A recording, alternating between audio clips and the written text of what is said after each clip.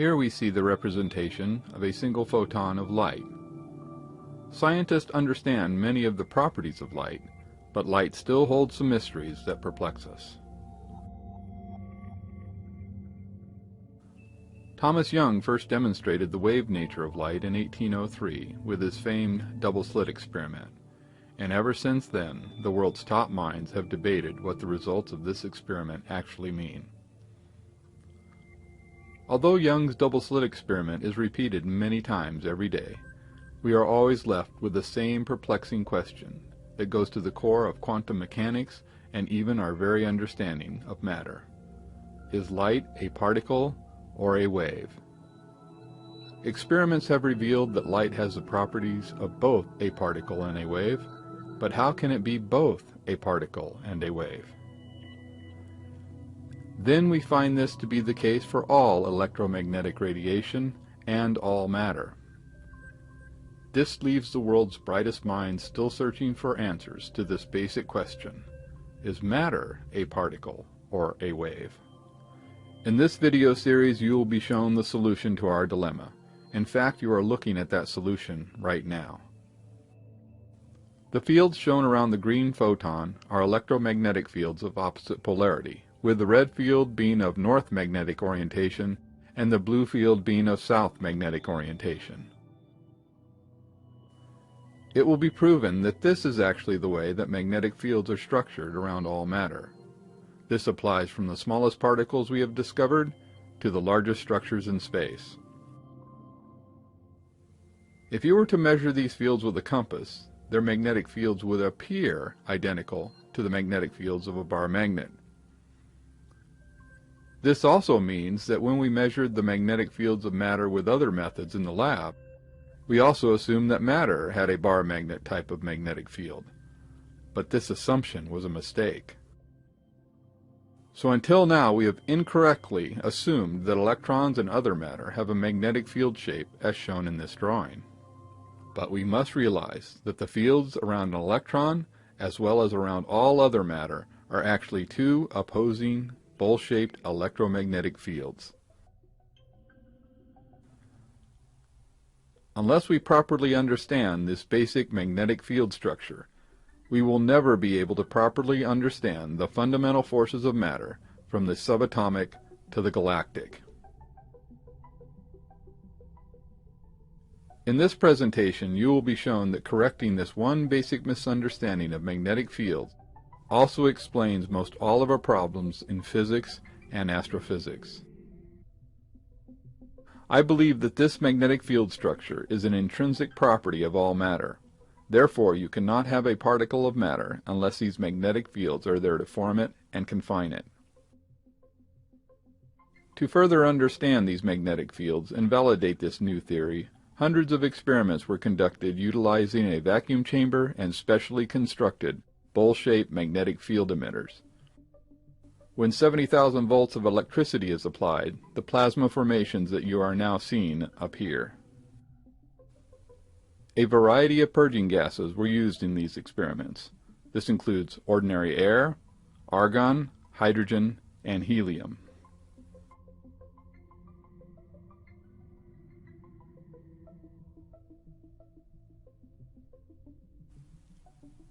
The spacing and orientation of the magnetic field emitters were varied in many ways as well.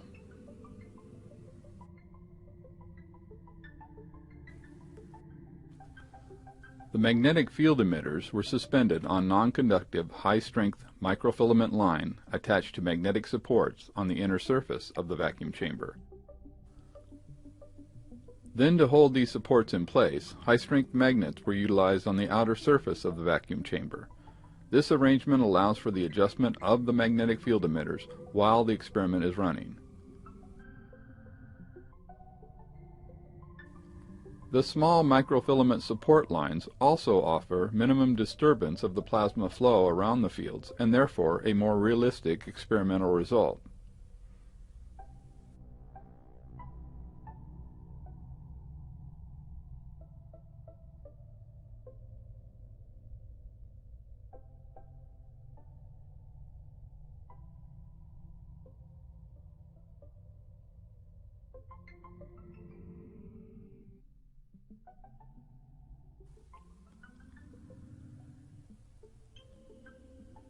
A variety of bowl-shaped magnetic field emitters were utilized in these experiments in order to reveal how changing the geometry of the field emitters affects the matter around them. As you can clearly see here, a change of magnetic field emitter geometry also results in a change in the shape of the plasma formation within the vacuum chamber. By adjusting the exposure settings on the camera, an X-shaped pattern is revealed between the magnetic field emitters that is amazingly similar to the shape of the Red Square Nebula. You can even see the bowl shape of the magnetic fields in the Red Square Nebula.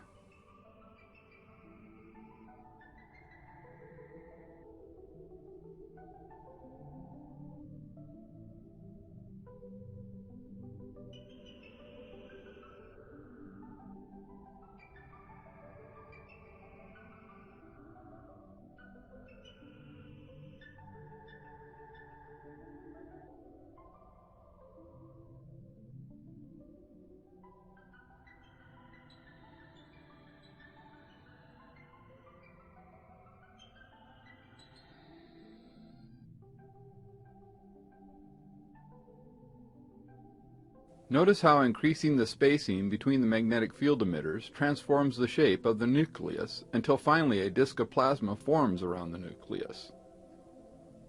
Also notice the rapid spin of the plasma around the magnetic field emitters, even though the field emitters are stationary.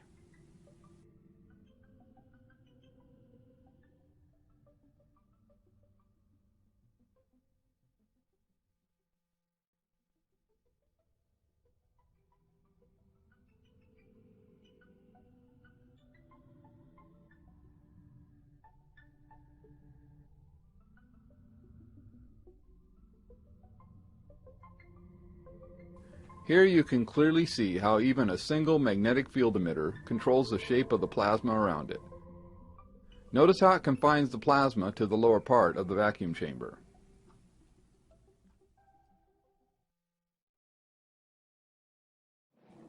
In preparing for this research, I pondered what other geometries of bowl-shaped magnetic field emitters would be beneficial for this research. I carefully studied the structures in space for guidance in the design of a new bowl-shaped field emitter.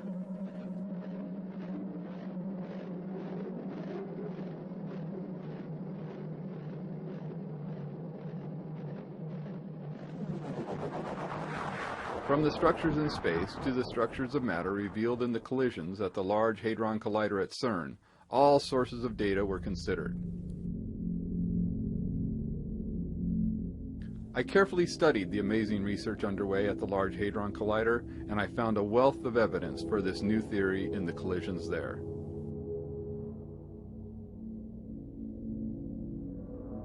This evidence will be discussed at length in Primer Fields Part 4. In reviewing a video from CERN, I noticed something quite bizarre, and it wasn't in the data from the collisions. It was in the shape of CERN's most well-recognized building, the Globe of Science and Innovation in Geneva, Switzerland. Not only was it a bowl-shaped, but the design of the building also had a hole in the top of the dome, exactly as my theory would call for. So I made a magnetic scale model of the CERN dome, placed a set of them in my vacuum chamber, and fired it up. Not only did these CERN bowls form a spherical shape at the center of the reaction, but they also formed a disk of plasma around the nucleus, as well as ejection jets along the axis.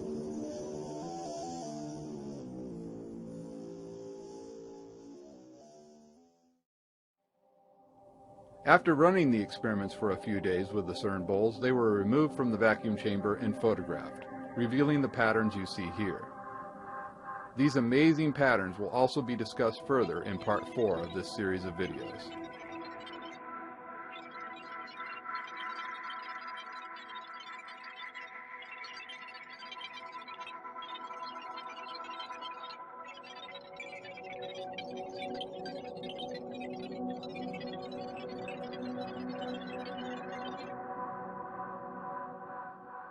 Then once it was realized that the key pattern required for this theory was found in the dome at CERN, it was also discovered that CERN was not the only place with the required pattern.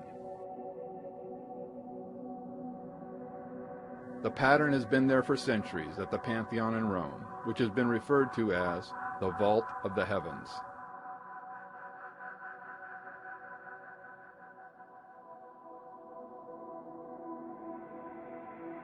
Then the required shape was also found at St. Peter's Basilica.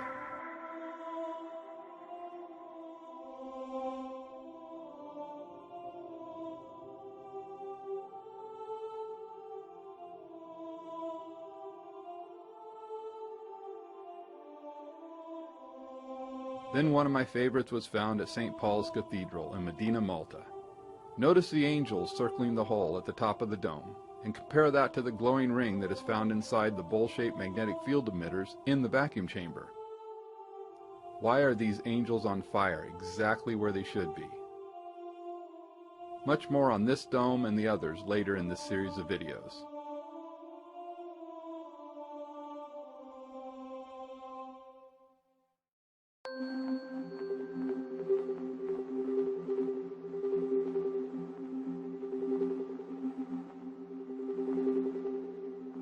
So it seems that people often want a sign from God that we are not alone.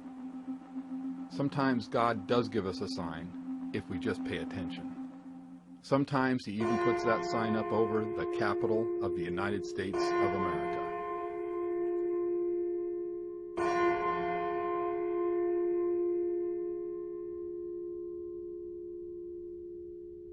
Then we will take a look at Newgrange in Ireland.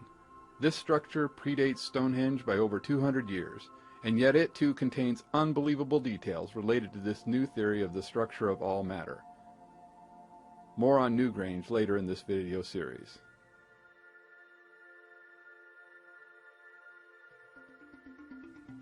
Here we have the assortment of the magnetic field emitters that were utilized in my research and in this video series. These emitters all have the same basic properties, but they do vary in size, geometry, and magnetic field strength. The design and construction of these field emitters are covered by patents that have been filed in both the United States of America and internationally. No rights to the use of the technology covered by these patents is granted or implied, as clearly stated in the statement at the beginning of this video. Notice how these ordinary non-magnetized steel balls are held in place at the center or nucleus of these field emitters. Then we will take a look at the data from the Sun. You will be shown how the results from the vacuum chamber experiments match the data and features of the Sun. This includes super rotation about the equator and the patterns of the surface flows on the Sun. We will also see the amazing confirmation of this new theory in the data from probes such as the Ulysses mission, which mapped many of the characteristics of the Sun. You will even be given an entirely new theory as to the true cause of the solar cycle and an explanation of the so-called coronal heating problem. This will all be covered in detail in part 5 of this video series.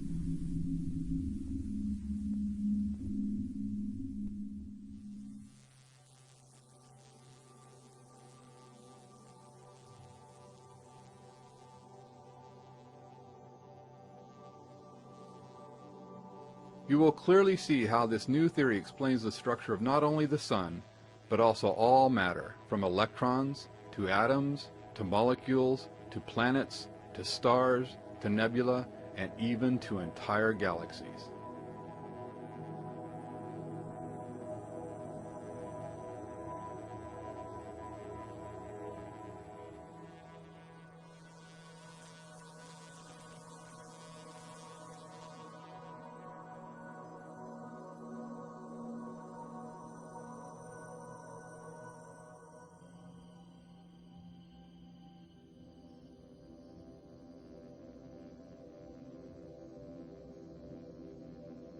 You will see amazing proof of these bowl-shaped magnetic fields at work on and around Saturn in part 2 of this video series.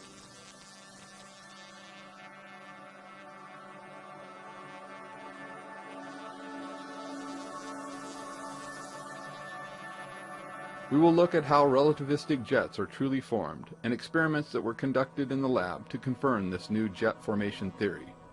This will be covered in great detail in part 2 of this video series.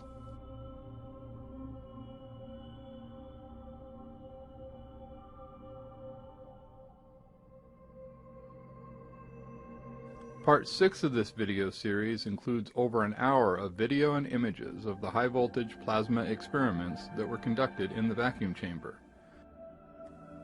After completing hundreds of these vacuum chamber experiments, I am positive that the answers to both the energy crisis and global warming are now within our reach. Utilizing this new knowledge of the true forces that hold all matter together, a radically new type of energy reactor is in the works. These energy reactors will be very small, safe, and relatively inexpensive.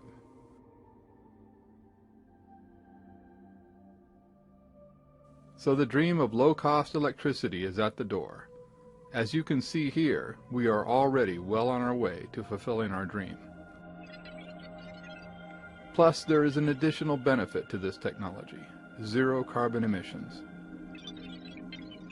We still have some work to do, but it really shouldn't take that long, now that we finally have the true understanding of the forces that bind all matter. Testing on this new reactor should begin by the summer of 2013. But there is other technology based on this new theory that has already been in the testing phase for over 6 years. Results so far have been amazing, and this product will be announced in the first quarter of 2013. But that's for later. For now, let's get back to how these fields work to confine matter. Here we see how the plasma spins and flows. In upcoming sections of this video series, we will examine this flow in more detail and its relationship to the spokes in the rings of Saturn and the solar wind.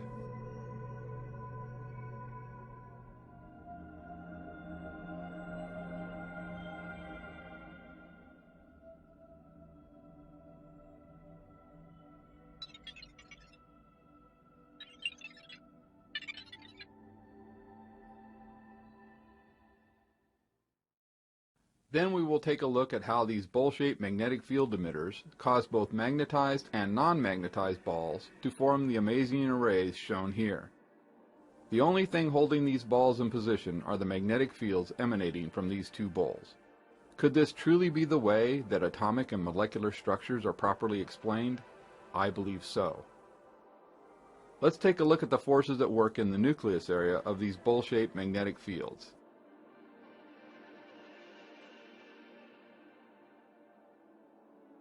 Shown here are ordinary non-magnetized 5mm steel balls. These bowl-shaped magnetic fields induce a magnetic field into each steel ball, which causes them to repel each other while at the same time keeping the balls structured together. So this mysterious force not only causes the steel balls to become packed tightly together, but it also keeps them apart. Then it does this while at the same time forming a geometrically balanced pattern, just as we find within atoms and molecules. Notice the vibration in all of the steel balls as each new ball is added to the nucleus area. What we see at work here is what I believe would truly be defined as the strong force.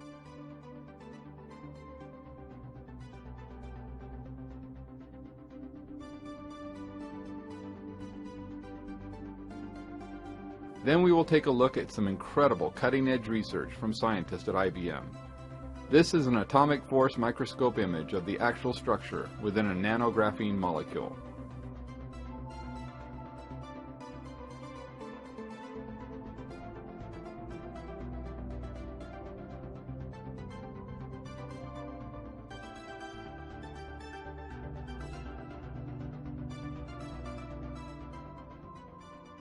Now we see the image of the nanographene molecule superimposed on top of the array of steel balls that were formed in the nucleus area of the bowl-shaped magnetic fields.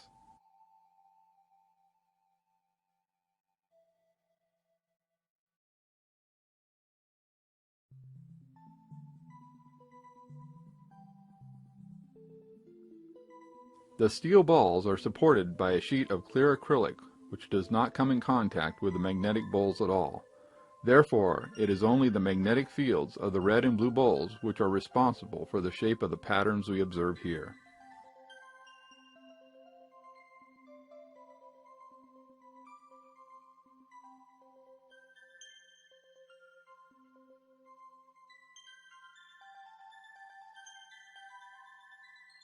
Here we see 3mm steel balls in the nucleus area of the magnetic fields. Notice how they can trade positions with the other balls in the array, but the basic geometric pattern is always maintained.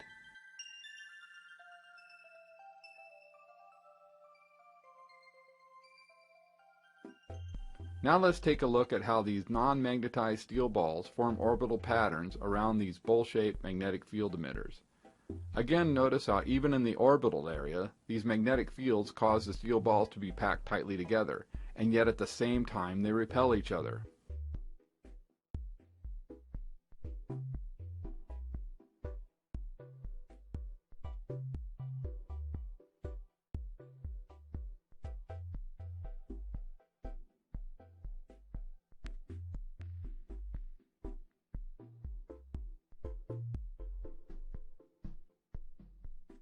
Even 25mm non-magnetized steel balls follow these same rules. I believe it is time to reevaluate our theories of atomic structure and the forces that work therein. As you can see, a wide range of steel balls were placed around these magnetic fields with the same basic results.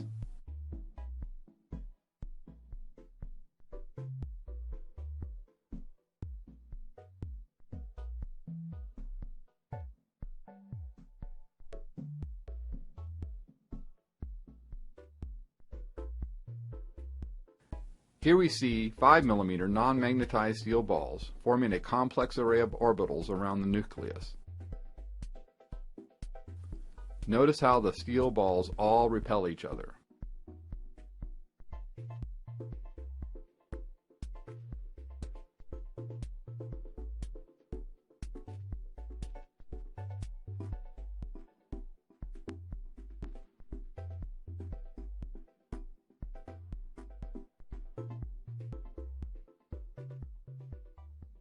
The red and blue balls are identical in construction and magnetic strength.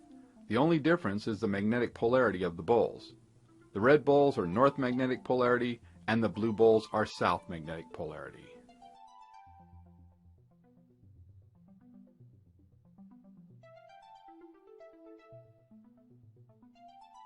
Notice the various ways in which these balls will bond with each other.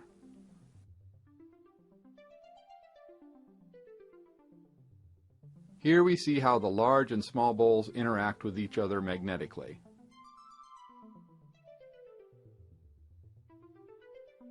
Notice how the small blue ball is forced to flip over and then floats within the large red ball.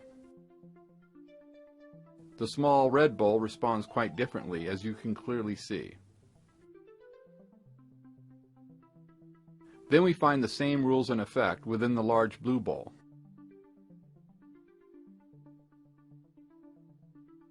Now you see how the orbital distance of the small ball set is determined by the spacing between the large red and blue balls.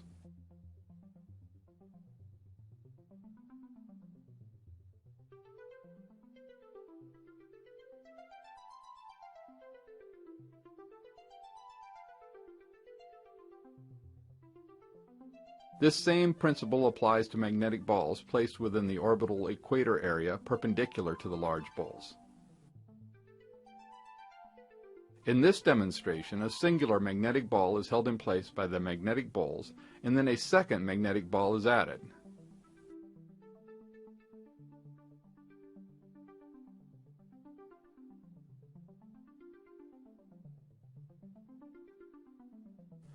Then it was discovered that this orbital effect is there even when the polarity of the magnetic field emitters is reversed.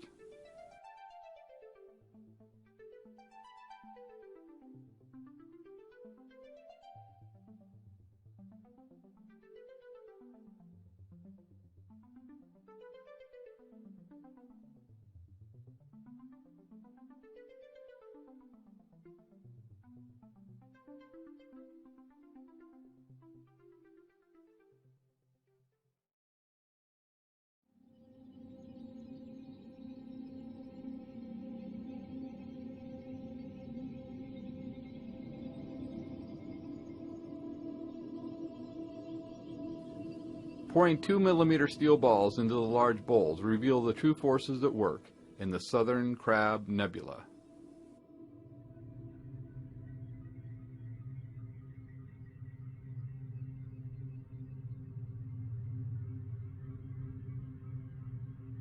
A wide variety of methods were used to study the magnetic fields emanating from these bowls.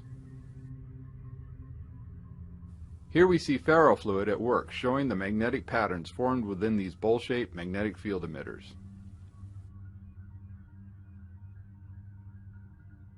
Then for the very first time, it's now possible to actually repel non-magnetized steel balls with a static magnetic field.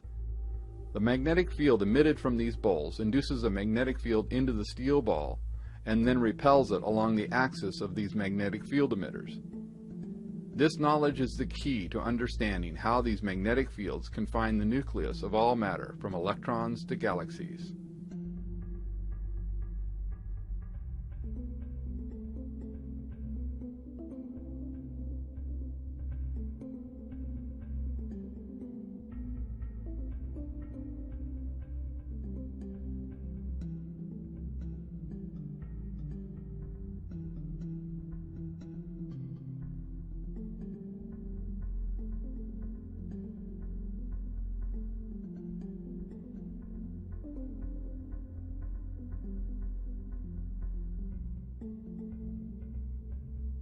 In this experiment, the anode, or the positive side of the high-voltage electrical supply, has been disconnected from the lower part of the vacuum chamber. As you can see here, the ejection jets are formed by the magnetic field emitters, even if one of the positively charged anodes is removed from within the vacuum chamber.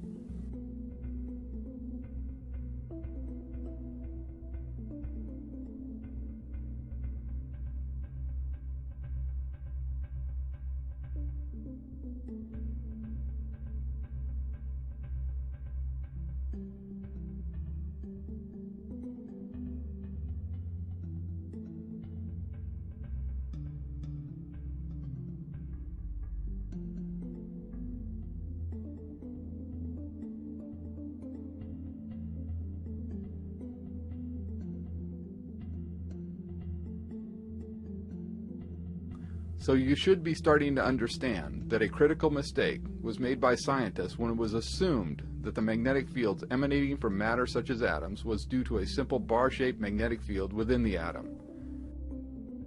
This assumption led to many ill-formed ideas as to the true forces at work from the subatomic level to the galactic level. Correct this one basic misunderstanding, and then many difficult problems in science become very clear and easy to understand.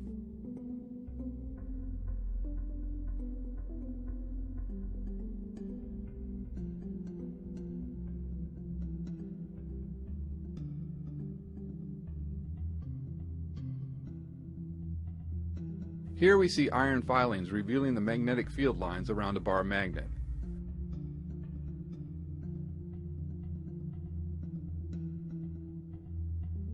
Now we see a compass being used to reveal the magnetic field around the bowl-shaped emitter set. Notice that the field emitted from both the bowls and the bar magnet are the same. No wonder mankind was unaware of these bowl-shaped magnetic fields. They were hiding right in front of us the whole time. In this image, the magnetic field lines around the typical structure of an atom, a star, or even a galaxy are shown in magenta. But we need to remember that even though the magnetic field lines measured around matter are of this shape, it is not due to a bar-shaped magnet along the axis of the matter being measured. There are in reality dual bowl-shaped magnetic fields around the nucleus that cause this measured shape of magnetic field lines.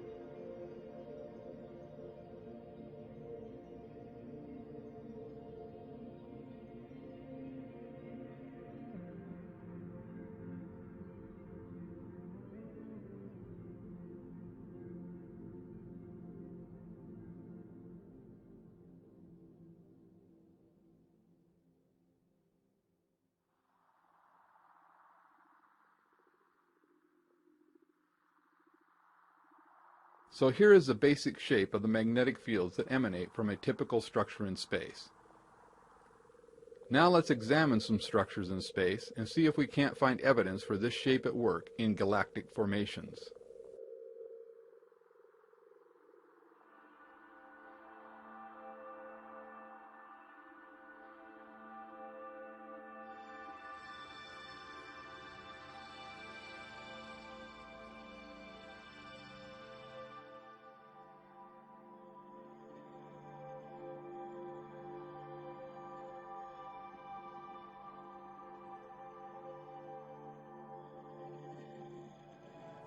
Here is how we were mistaken in our understanding of the true forces at work in galactic structures.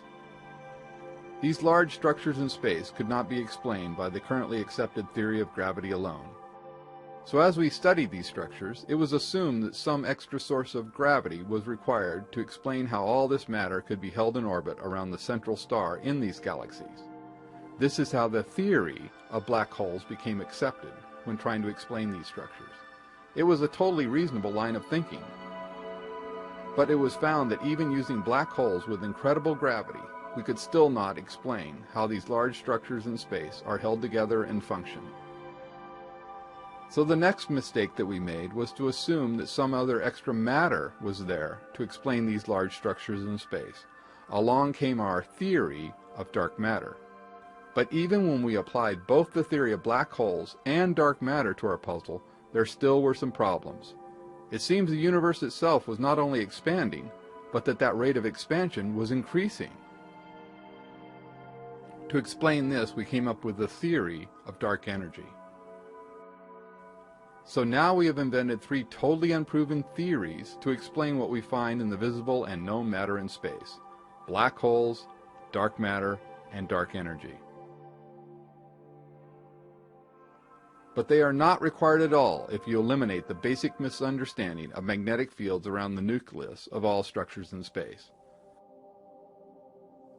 Once you properly understand this revolutionary theory of how magnetic fields can cause not only plasma, but actual matter to form the structures we find in space, you will clearly see that black holes, dark matter, and dark energy do not exist at all. We made some fatal mistakes in our thinking.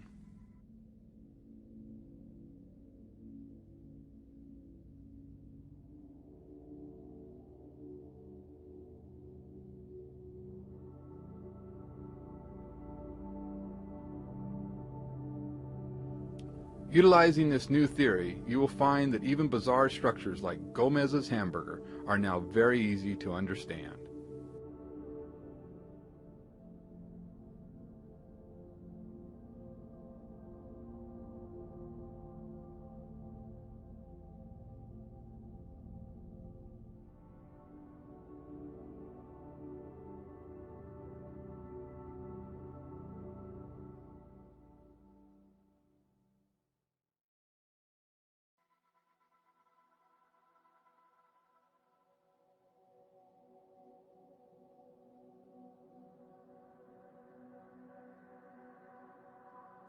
As we explore this new theory, we will be examining images and data gathered by scientists, researchers, and astronauts. Their incredible efforts have made it possible for all of us to finally begin to truly understand the forces at work in our universe. It's one small step for man, one giant leap for mankind.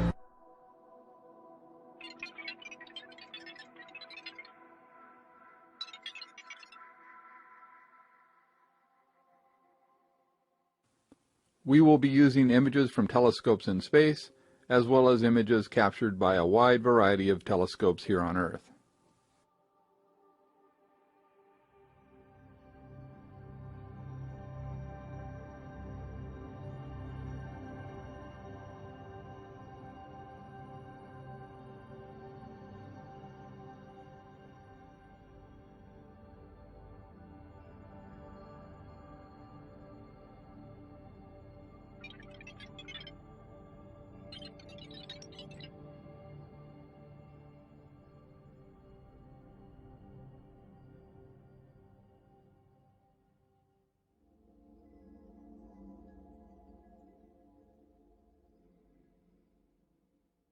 Although I totally believe in plasma formations, there are clearly times where there is much more than just electricity and plasma required to explain what we see in space. This is the case in radio galaxy Hercules A. There is clearly actual matter being ejected along the axis of this galaxy from the evidence we see here. I have undertaken hundreds of plasma experiments, and I am convinced that external electricity alone cannot explain the formation we find in Hercules A. So let's take a look at how matter can be ejected by these bowl-shaped magnetic fields. So now I'm going to show you magnetic ejection utilizing the CERN ball. So this one will shoot these magnets, ordinary magnets, about 25 to 30 feet across the room if I have a large room. I don't have that big a room we're working in right now. So I'm just going to show you what I'll do. So pulls it down here, and I'll just put it in through the bottom, through the hole in the bottom. A little tricky, it doesn't really want to go in there. It's kind of against it. But then you get it to where it's a balance point, where it doesn't take any energy. But once you push it past that balance point,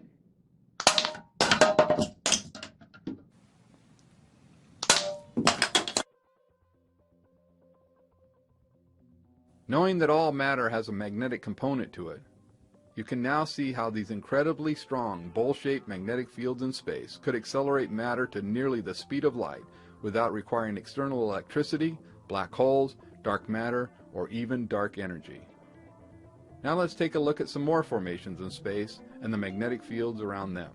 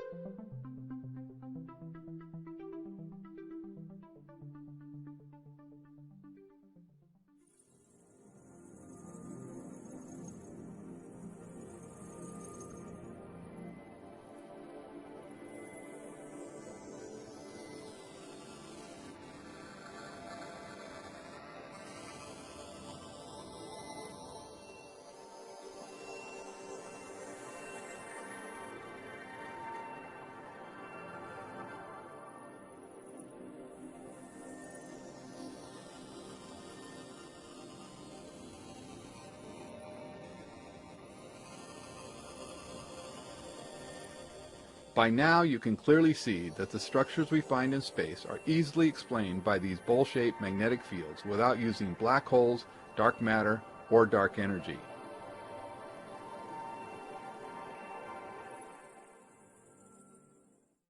It is important to note that these bowl-shaped magnetic fields will not always be nice, simple, symmetrical structures.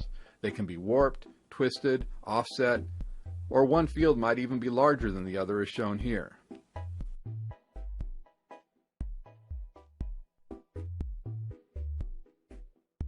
But once you understand the basics of this new theory of matter formation due to bowl-shaped magnetic fields, you will be able to easily explain most all of the structures we find in space.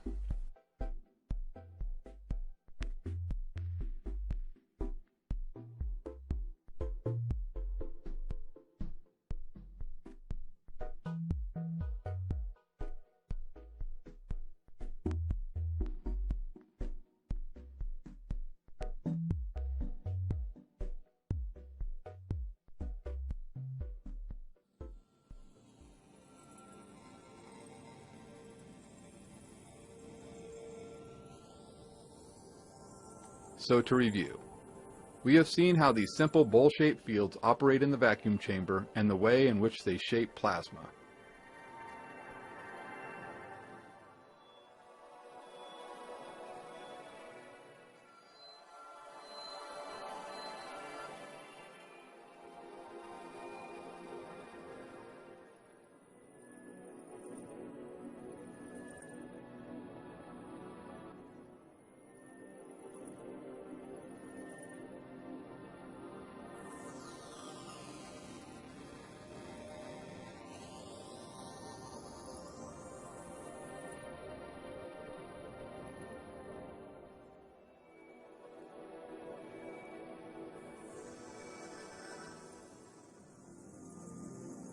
We have seen how glowing rings are formed within the bowl-shaped magnetic fields.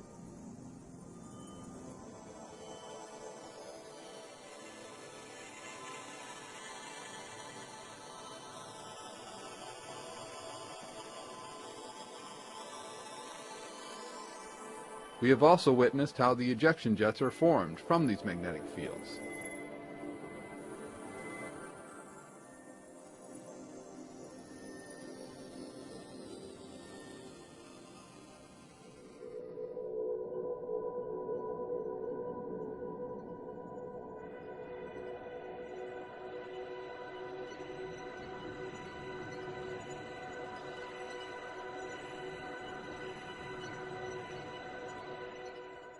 We have seen how the shape of the reaction changes as we adjust the distance between the bowl-shaped magnetic field emitters.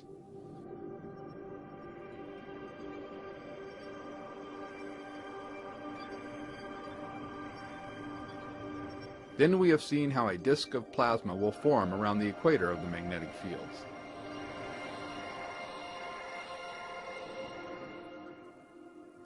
We have also seen how these formations of plasma rotate at high speeds, even though the field emitters are stationary.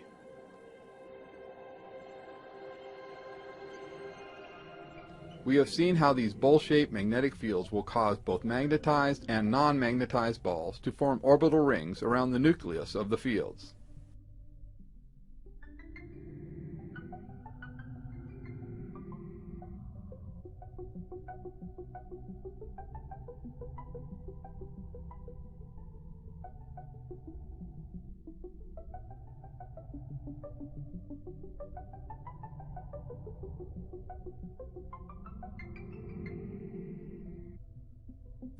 Then in the nucleus area, we found that non-magnetized steel balls form geometrically shaped arrays that match the patterns found at the molecular level.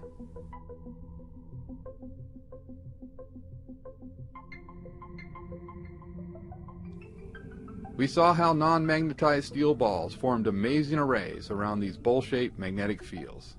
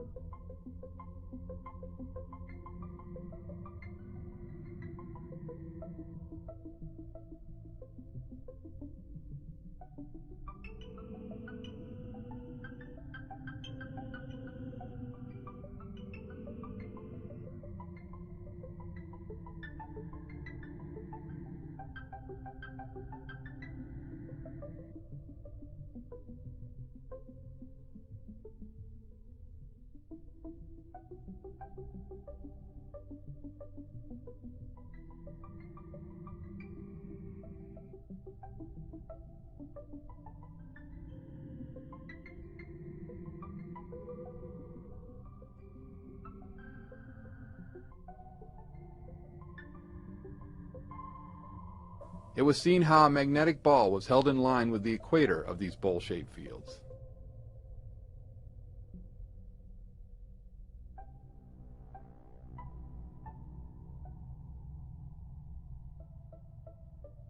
We witness how the orbital distance is controlled by the spacing between these magnetic field emitters.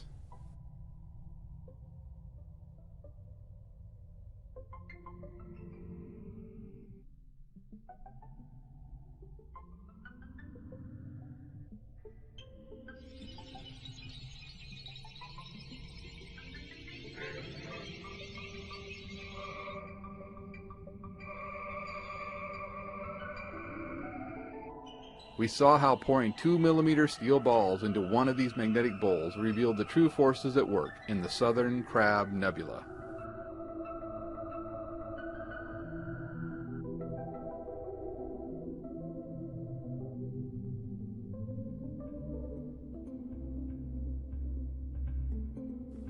It was shown how these bowl-shaped magnetic fields will repel non-magnetized steel balls away from the bottom of the bowl in line with the axis.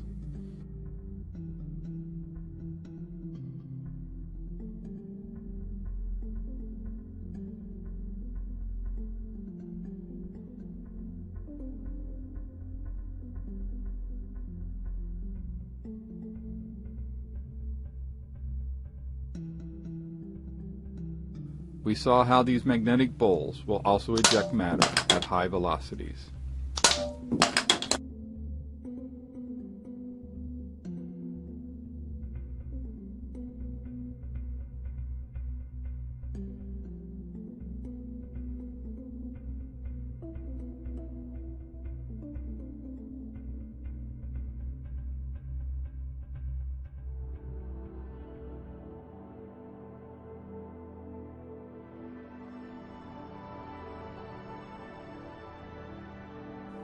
Then finally, we saw how these bowl-shaped magnetic fields can explain most all of the structures we find in space without requiring black holes, dark matter, or dark energy.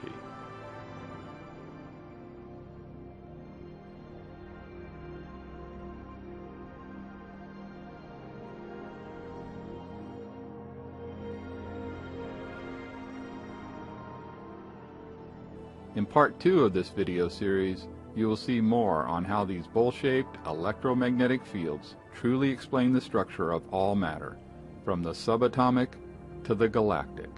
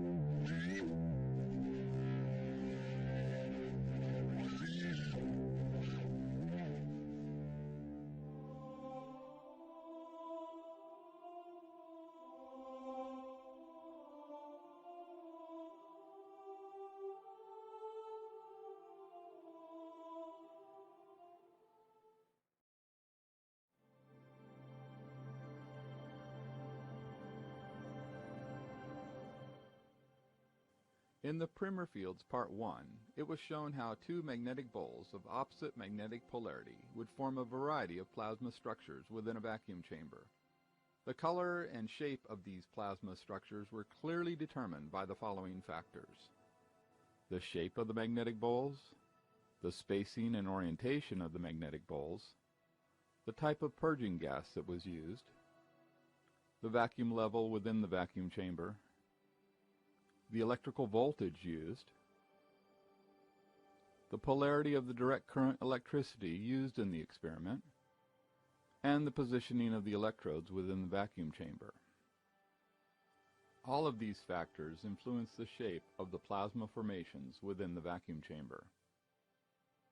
In the primer fields part 1, the plasma formations were often shown starting out with long arcs that gradually transitioned into a stable formation. This startup transition was due to a change in the vacuum level alone.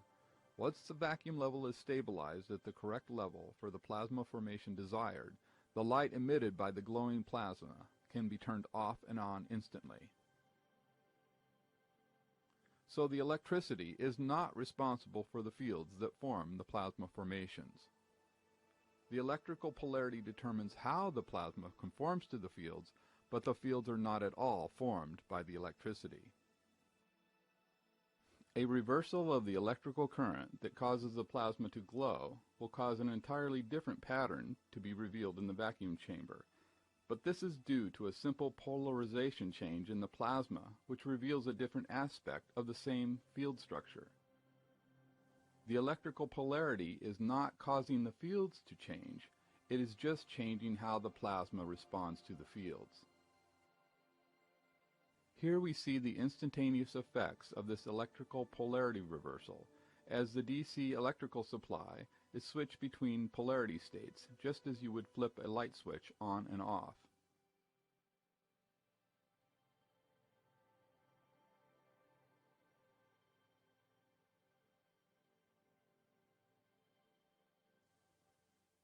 In the primer fields part 1, it was shown how these opposing bowl-shaped magnetic field emitters control the formations of both steel and magnetic balls around the magnetic poles.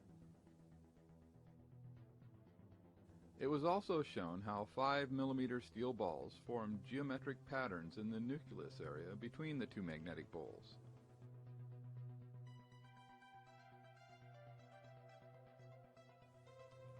We also saw that these steel balls repelled each other because of the magnetic field that was induced into each of them in the nucleus area.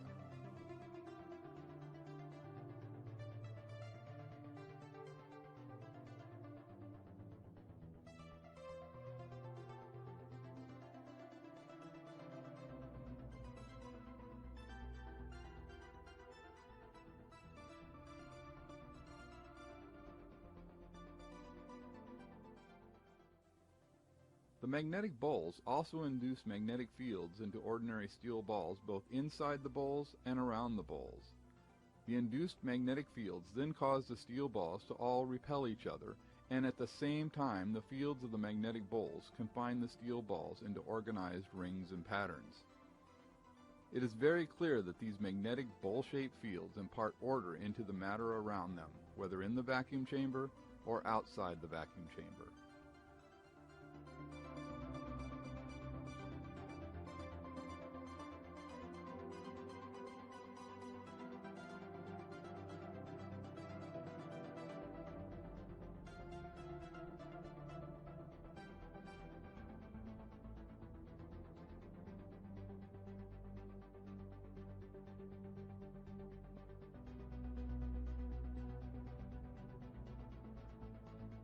It was also shown how one of these magnetic bowls would induce a magnetic field into an ordinary steel ball, which then caused the steel ball to be repelled away from the bottom of the bowl.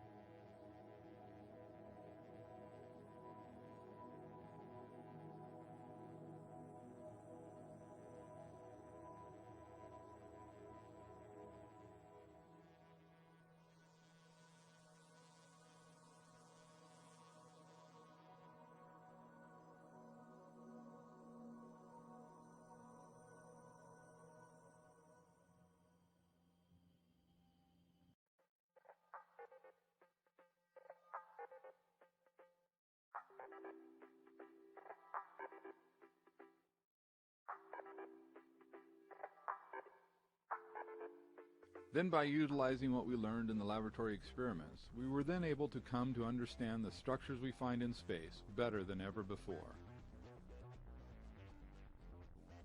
We discovered that we could now show how galaxies, stars, nebula, and most all other structures that we find in space could be explained without requiring black holes, dark matter, or dark energy.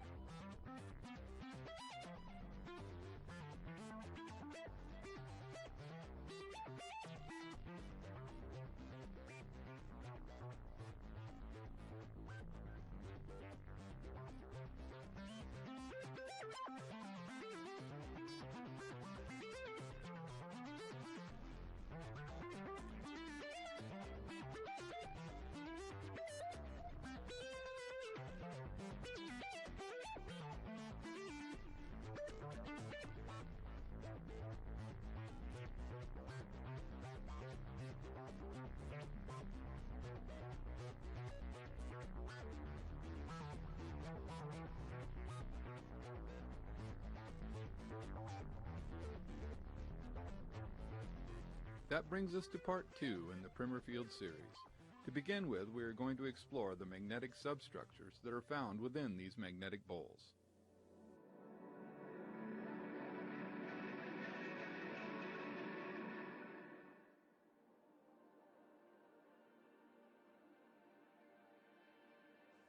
The reason for the glowing rings that we see inside the magnetic bowls in the vacuum chamber will be explained in this section of the Primer Fields. Understanding the function of these rings is critical to understanding how fusion works in the stars.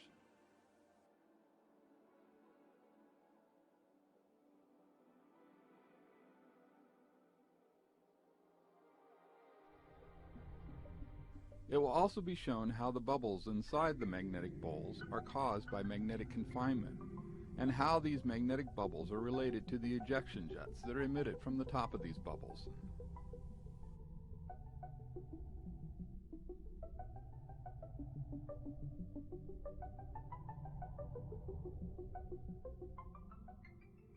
This animation shows a magnetic bowl. In the bottom of the bowl we find 3 magnetic substructures. Now we will slice the bowl in order to get a better view of these magnetic substructures.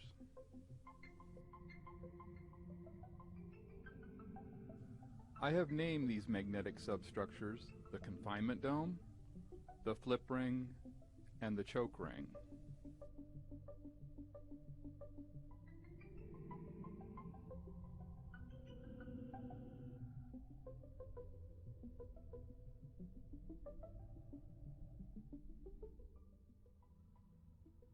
A regular compass is much too large to properly map the fields within the magnetic bowls, so a much smaller magnetic compass was fabricated to map the fields in and around the magnetic bowls.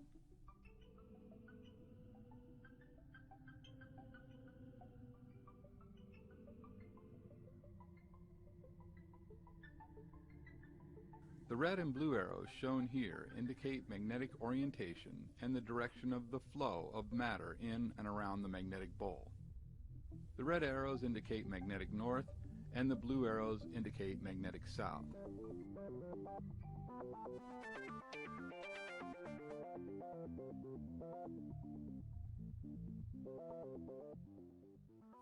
Here we see a magnetic sphere being used to reveal the shape of the confinement dome.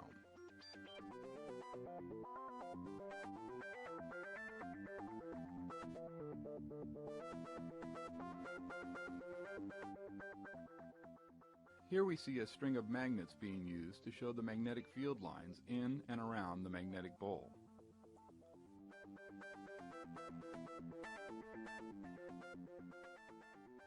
Here we see an example of the ejection forces that exist within the magnetic bowls. Then we see that this ejection force can be extremely strong.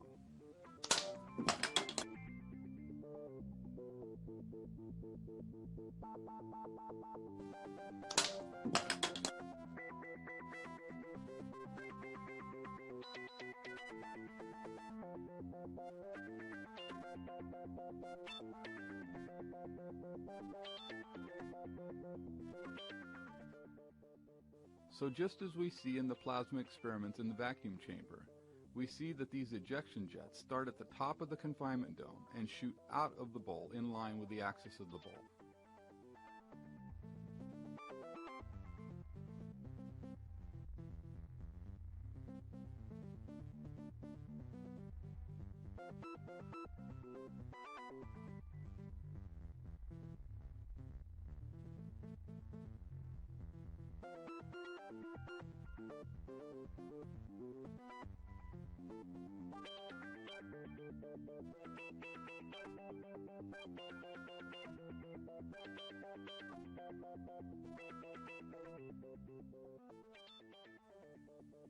Then when we take this knowledge and apply it to the Vela pulsar, we find some incredible validation of this theory.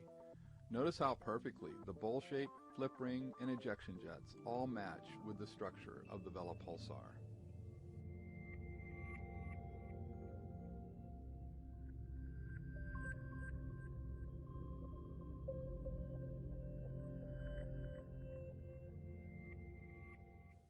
Once more, we see a magnetic sphere being used to reveal the shape of the confinement dome in the bottom of the magnetic bowl.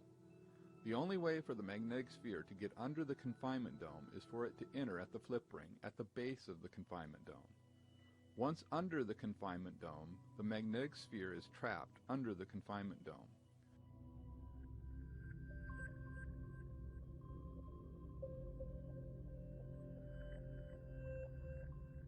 If the magnetic sphere is forced above the confinement dome, we see that it is ejected up and then once again held above the confinement dome by the magnetic forces within the bowl.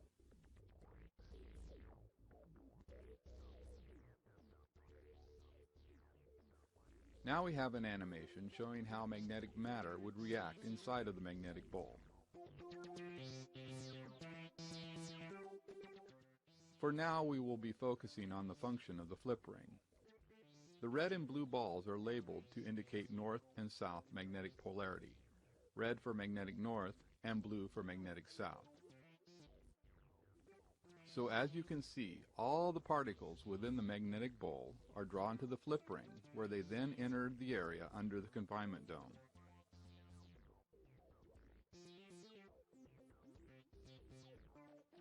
Notice how at the flip ring the balls flip magnetic orientation. That is why I call it the flip ring, because it flips the magnetic orientation of the matter passing through it.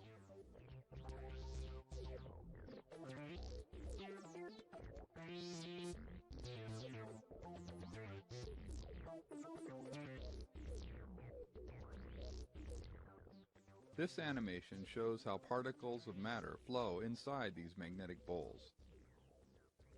The particles of matter entering the bowl are each induced with a magnetic field of their own. Then these particles of matter are drawn down to the flip ring, where they violently flip magnetic orientation and then become trapped under the confinement dome and above the choke ring. This flow of matter continues until the supply of available matter is exhausted. These bowl-shaped magnetic fields act as matter compressors. They will compress available matter until there is nothing left. That is why there is a vacuum in space. Most all of the available matter has been compressed so that all that remains in space is a vacuum.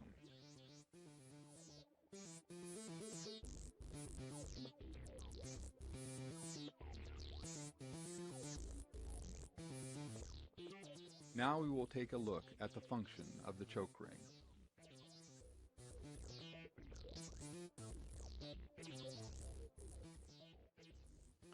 Shown here are steel balls that are held in place at the choke ring.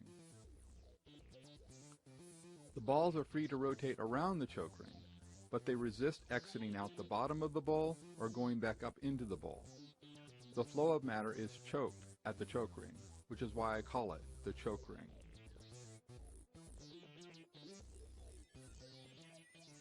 The choke ring in the bottom of the blue bowl, or the south magnetic bowl, functions exactly the same, except the magnetic polarity of the choke matter is reversed.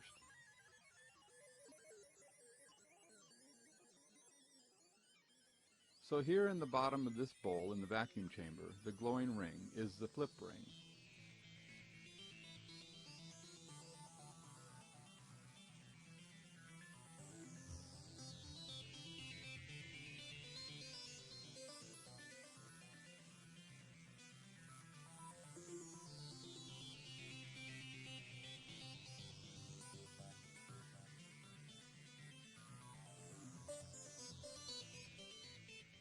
In this view, we see how the flow of plasma is choked down as it goes through the hole in the bottom of the bowl. This is the choke ring at work, confining the plasma magnetically into a narrow stream.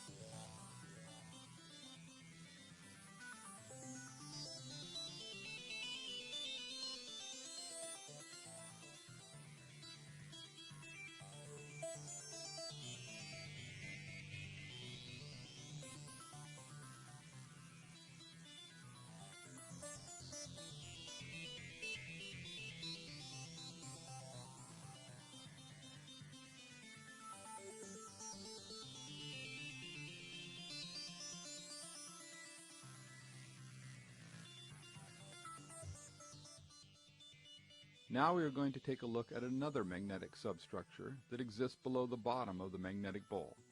I refer to this area as the flip point. The flip point is in line with the axis of the bowl.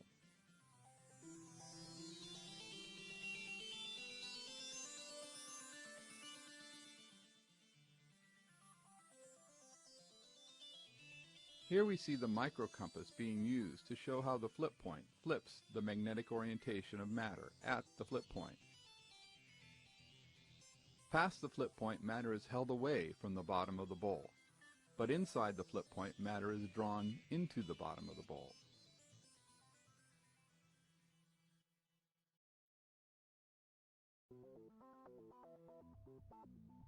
In this demonstration, notice that the steel ball is pulled towards the flip point and then held at the flip point by the interaction of the magnetic fields of the bowl and the induced magnetic field of the steel ball.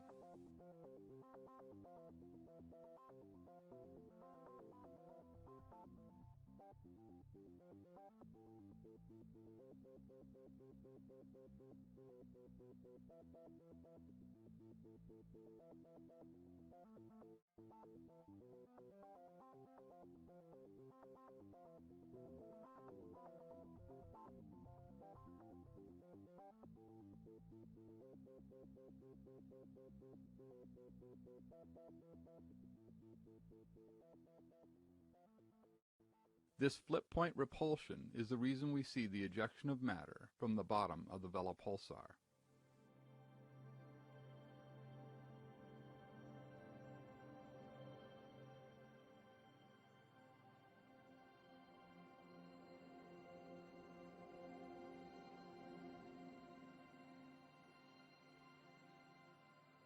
In January of 2013, the Chandra X-ray Observatory released this series of images showing the flow of matter around and into the Vela pulsar. As you can clearly see, the matter is ejected out the top and out of the bottom of the Vela pulsar. Most of the matter coming out of the bottom of the Vela pulsar then moves up towards the top of the Vela pulsar's magnetic bowl, where it flows back down to the flip ring in the Vela pulsar. You can even see the evidence of the confinement dome above the flip ring in the bottom of the Vela pulsar's magnetic bowl. Despite what we have been told, the pulsation of the Vela pulsar is not due to a rapidly rotating neutron star. That is just what was theorized before the discovery of bowl-shaped magnetic fields. In a bowl-shaped magnetic field, the confinement dome is constantly trying to confine all the matter beneath it. But when the energy of this confined matter becomes too great, some of this confined energy escapes. Located at the top of the confinement dome is its weakest point, and this is where the confined energy escapes. In other words, this point in the confinement dome acts as a relief valve. If you Google relief valve chatter, you will see that relief valves can come to a point where they will release pressure in very rapid pulses. In other words, the relief valves will oscillate.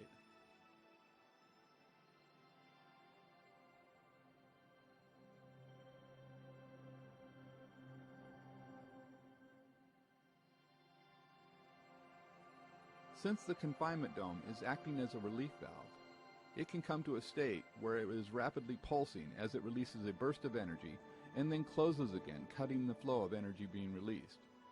Since the confinement dome is operating as an electromagnetic relief valve, it can release these bursts of energy at very high frequencies. So pulses of energy can be rapidly released and then stopped immediately by this action of the confinement dome. This is why some pulsars exhibit these rapid pulses of energy that can suddenly stop and then restart hours or even days later. If we look at how these bowl-shaped magnetic fields function in the vacuum chamber, we see that they also emit energy in rapid pulses.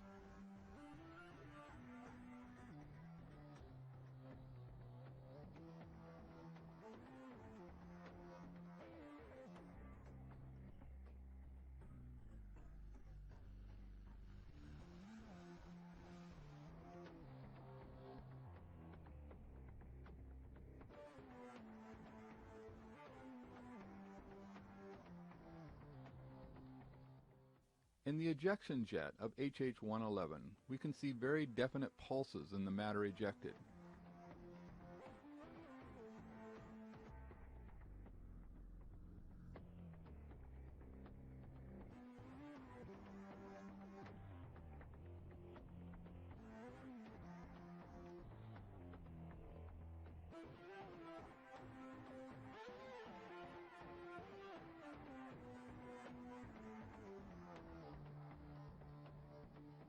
By comparing the jet of HH111 with a jet that is externally electrically driven in the vacuum chamber, we see that they have dramatically different structures. HH30 is another example of bowl-shaped magnetic fields with the ejection jets in line with the axis of HH30.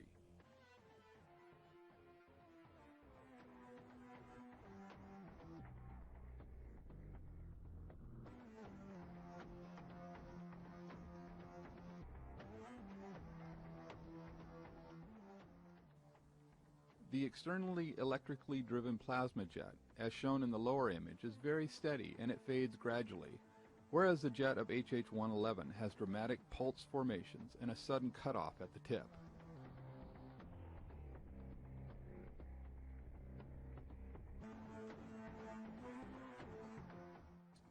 The structure we see in the jet of HH111 does not fit with what would be found in an externally electrically driven plasma jet. So I must conclude that the jet of HH111 is not externally electrically driven.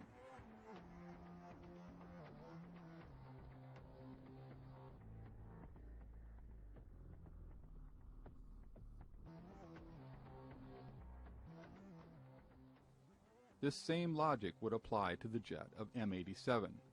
This jet is not a continuous structure that would be expected if this was truly externally electrically driven, as the jet on the right is. But we do see the common overall shape of the jets due to the shared magnetic bowl structure responsible for the jets in both M87 and the jets in the vacuum chamber. As we examine the Crab pulsar, we see that it is also easily explained with a bowl-shaped magnetic field. Here we can see the knot-like pulses that are emitted by the magnetic bowls in the vacuum chamber. Also notice how the plasma is choked down by the choke ring as it flows up into the upper bowl.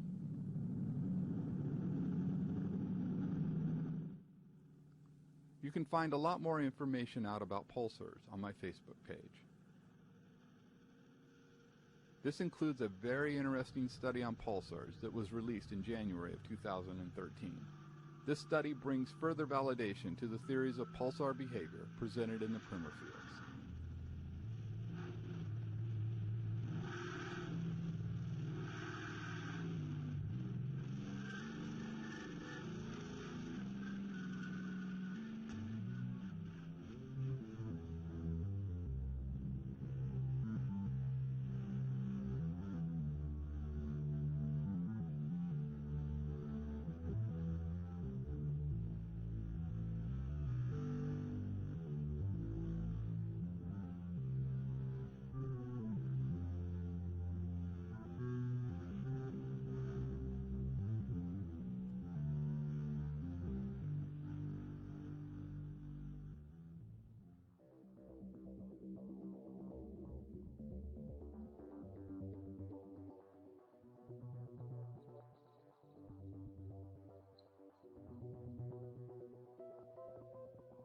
Now we are going to look at supernova remnants.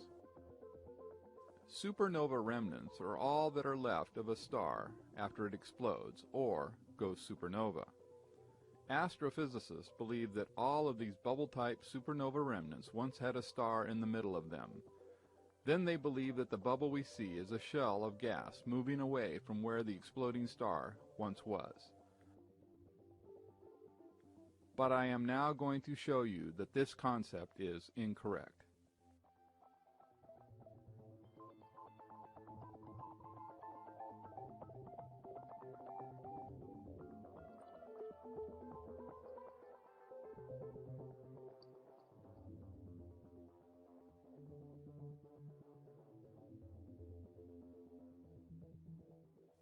So we need another explanation for what formed these bubble-type supernova remnants.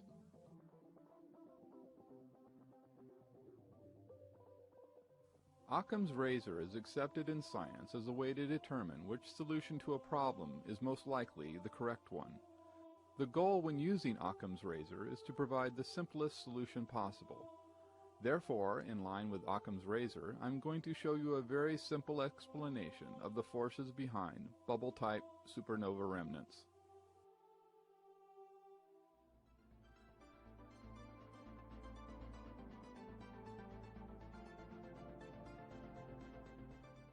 The solution you are about to see would apply to all bubble-type supernova remnants, as well as many other bubbles that are observed in space.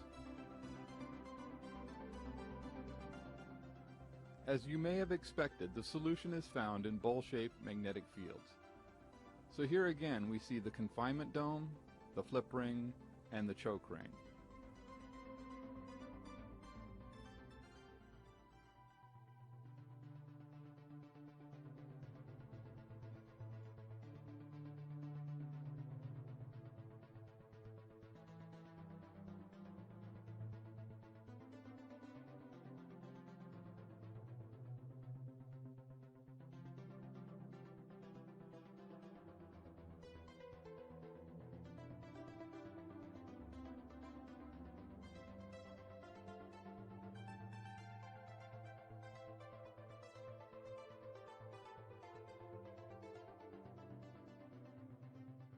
Particles of matter are drawn down into the magnetic bowl and down to the flip ring. The particles of matter flip magnetic orientation at the flip ring and then become trapped under the confinement dome. As the matter continues to accumulate under the confinement dome, it causes the confinement dome to swell in size.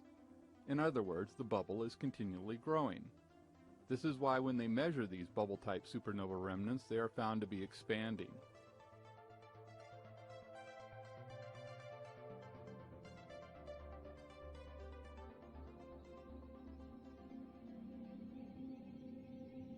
Notice the lip at the bottom of Tycho's supernova remnant.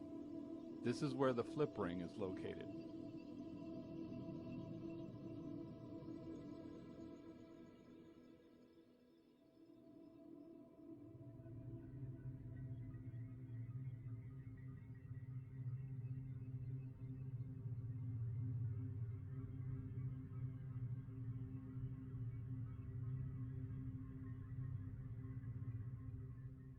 Then we have supernova remnant SN 1006. Notice the appearance of the top of this bubble.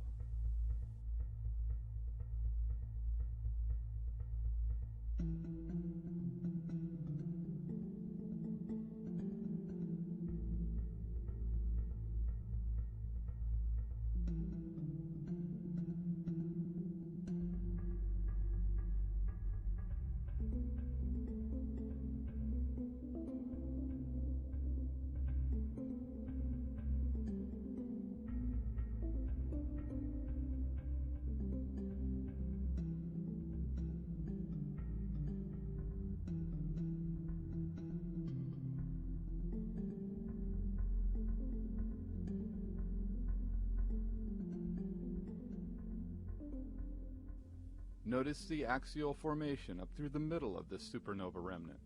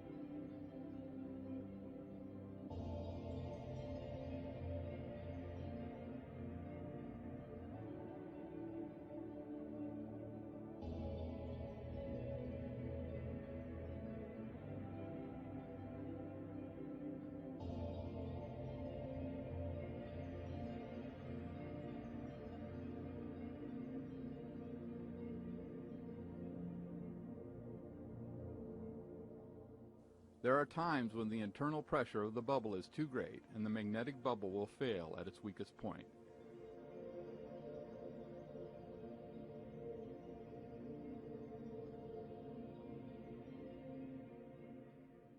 The choke ring may also allow some matter to escape out of the bottom of the bowl. This is exactly what we find in the Jellyfish Nebula.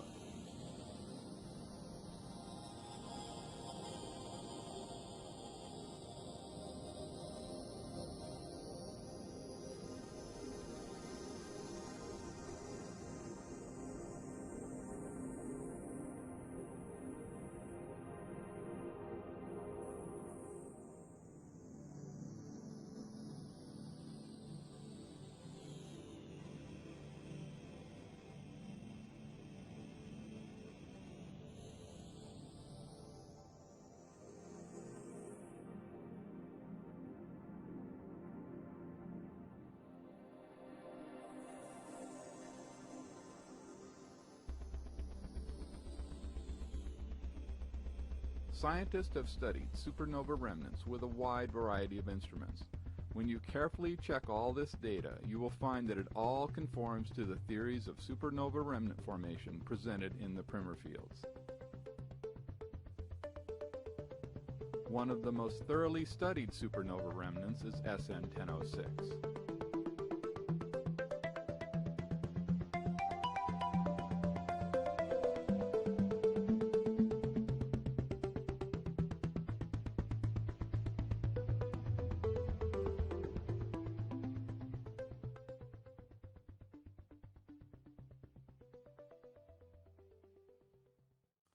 This image of SN 1006 shows what is seen in wavelengths of light visible to the human eye. Now added to the Hubble image, we have that which is seen in other wavelengths by other telescopes.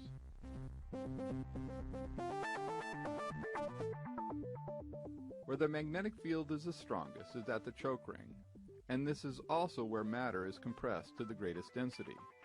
This is why the choke ring area of SN 1006 is the only part of SN 1006 visible to the human eye. This is where matter has the highest density and becomes visible.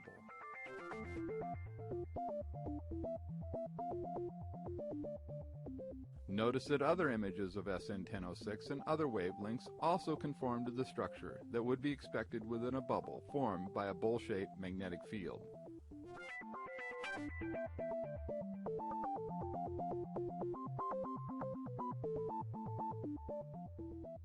Here we see the flow of matter going down to the flip ring, and the ejection of matter out of the top and out of the bottom of SN 1006.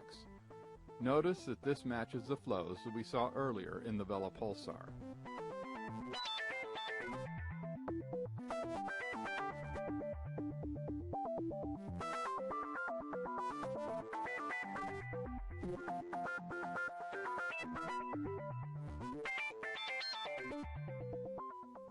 Then we have this very interesting supernova remnant. I will just let the images do the talking.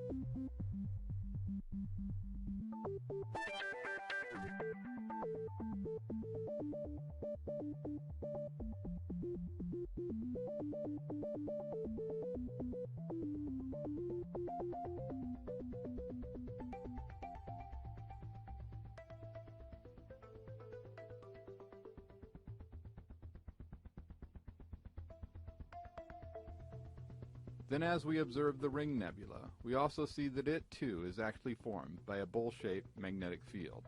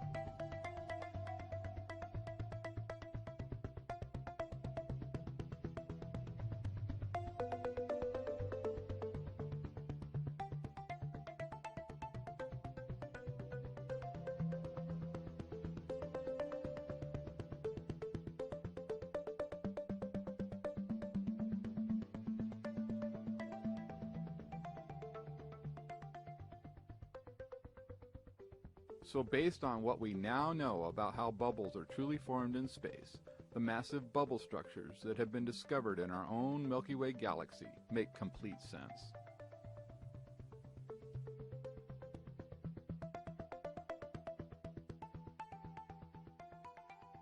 Then we have this new study that I just received this morning, which also confirms the theories presented in the primer fields. The magnetic nature of our universe is undeniable.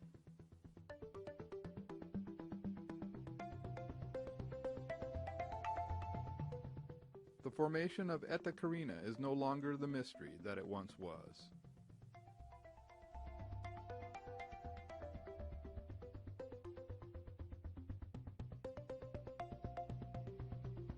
The Eskimo Nebula is also easy to understand once you realize that it too is formed by bowl-shaped magnetic fields.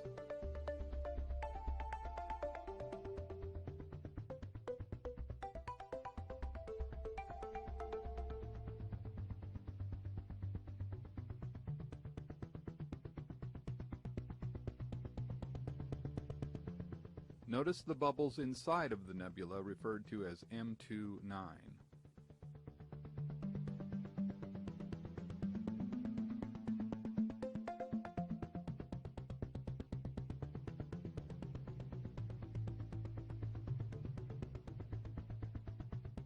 So now that you know the patterns to look for, you will see that there are many confirmations of the Primer fields theories found throughout the universe.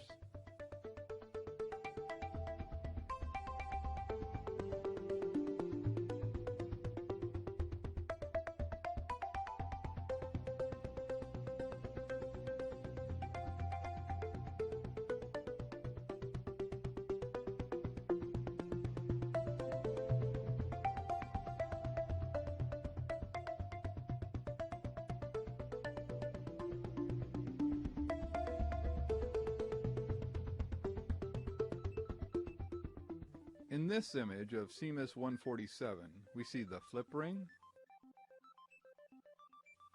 the choke ring, and we can see the matter ejected out of the top of CMIS 147 at less than escape velocity, and therefore the ejected matter is drawn back down to the flip ring of CMIS 147.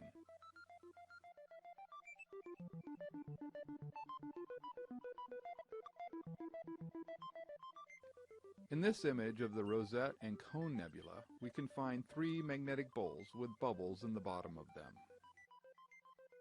There is one bowl on the right,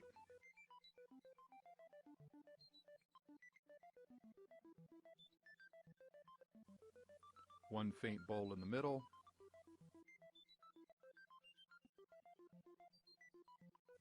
and of course the large bowl with the bubble in the bottom that we see here.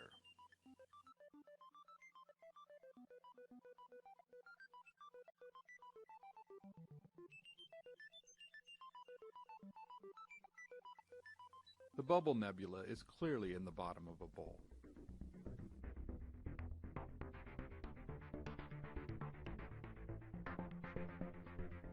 Then active galaxy NGC 4438 is shown here with the bubble that it contains.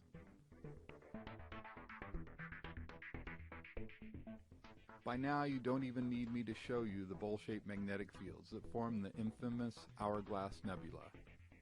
You can even see the confinement dome down inside the Hourglass Nebula.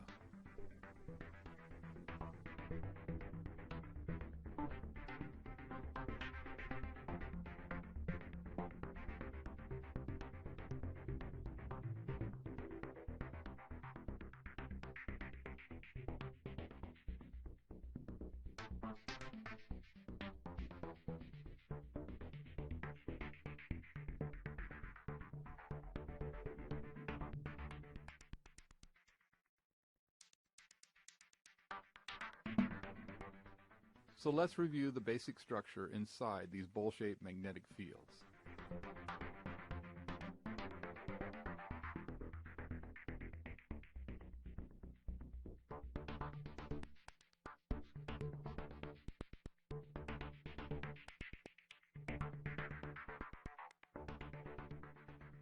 The red bowl represents north magnetic orientation, and the blue bowl represents south magnetic orientation. The shape of the magnetic substructures within the red and blue bowls is identical, except they are of opposite magnetic orientation. In stars, the two bowls would be at the poles of the star, and the flip point would be the focal point, or the nucleus, of the star. In the Primer Fields Part 5, we will look at how these fields function in the Sun, including why the Sun flips magnetic polarity every 11 years, and the true reason behind the solar cycle.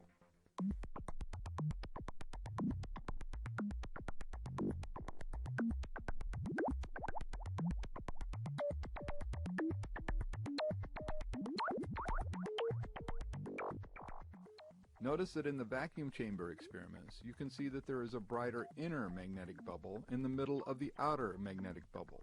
In other words, there is a bubble within a bubble.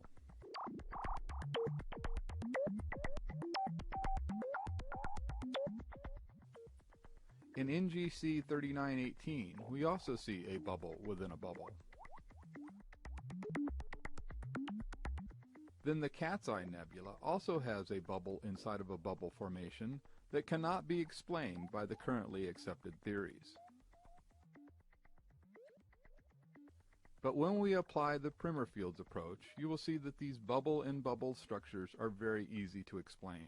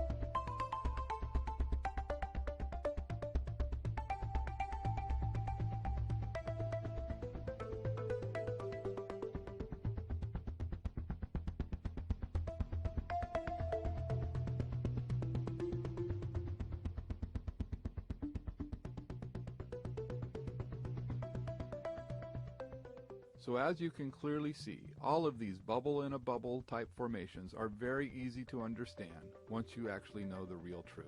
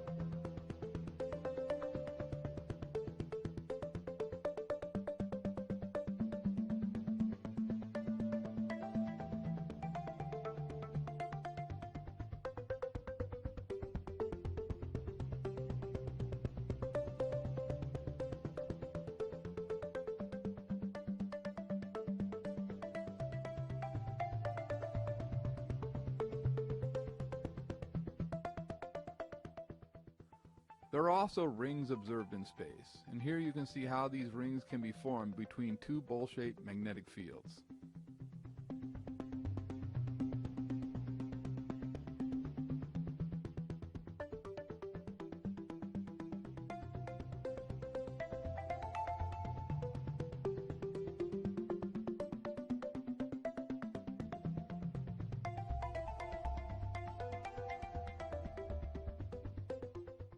Then we see again how the Red Square Nebula could be formed between two bowl-shaped magnetic fields.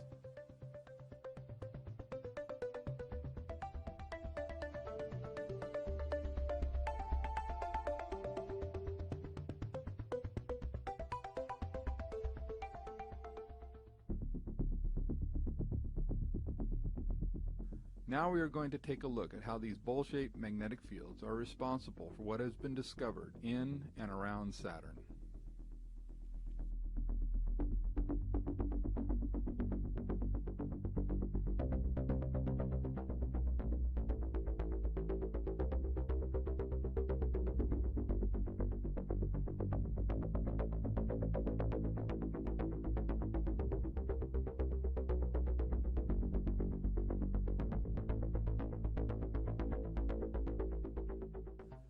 Saturn's rings are so pronounced because the rotational axis and the magnetic axis of Saturn are exactly aligned with each other. Saturn is the only planet in our solar system with this exact alignment, and that is why rings are not as defined around other planets as they are on Saturn.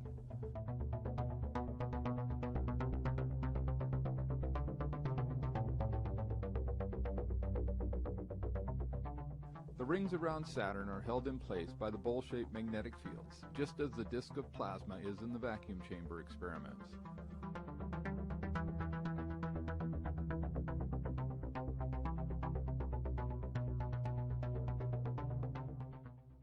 The spokes that appear in the rings of Saturn have long been a mystery, but when you apply what we learned in the vacuum chamber experiments, the cause of these spokes become very clear. Notice that these spokes are at a tangent to the surface of Saturn.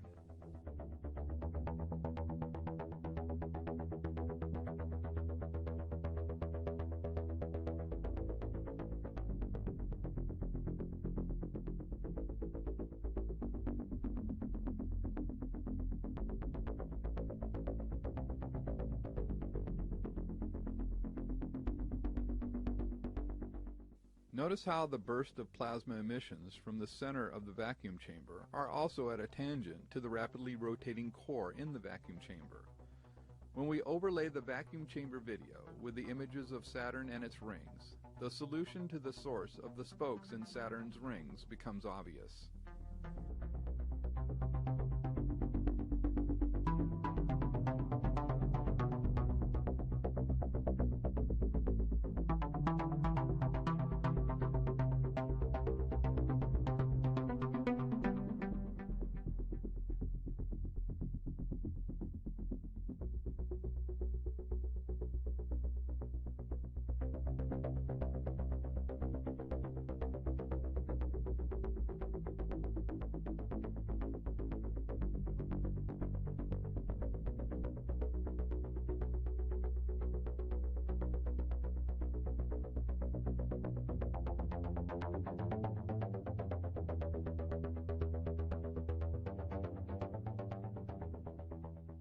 Then we can see that the Primer fields theories also clearly show the true reason behind the polar auroras on Saturn.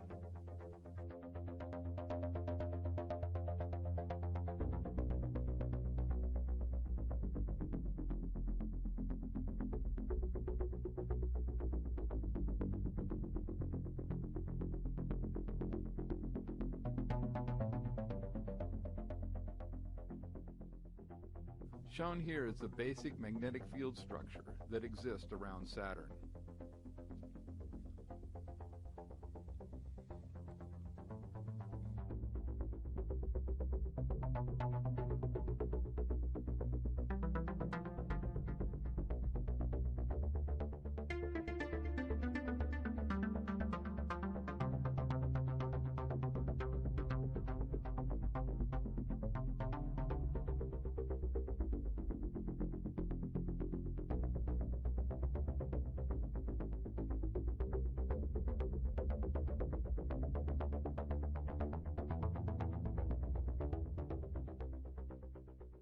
Then this image of Saturn's North Pole captured the interest of the whole world.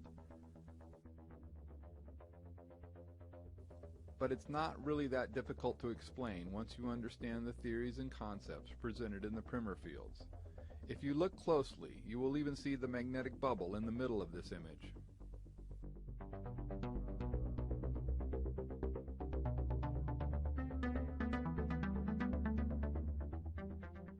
Then, of course, we have the intriguing hexagonal pattern seen in the pole of Saturn.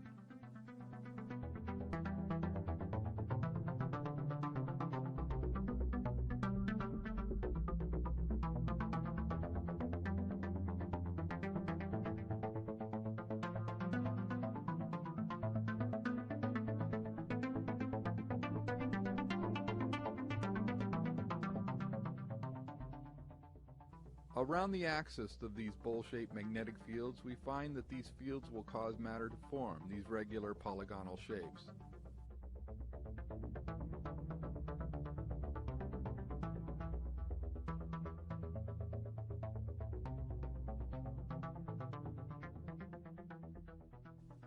In the ring of steel balls around the nucleus in this image, we also see this polygonal effect. So as you can see, most all of the mysteries of Saturn are very easy to explain when you apply the theories that you have learned in the Primer fields.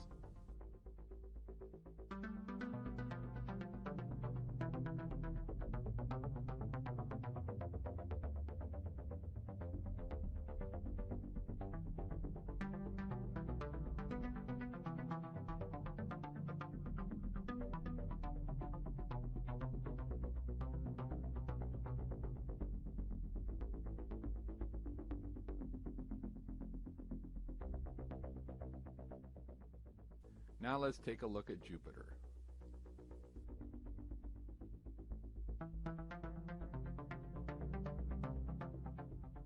Here we see that Jupiter's magnetic axis and rotational axis are not quite aligned, and that is why the rings of Jupiter are not as pronounced as the rings around Saturn.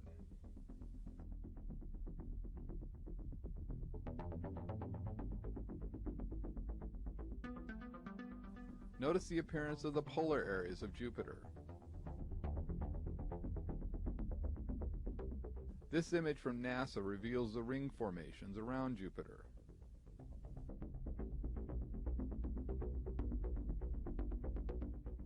These views of the poles of Jupiter reveal very organized patterns about its axis.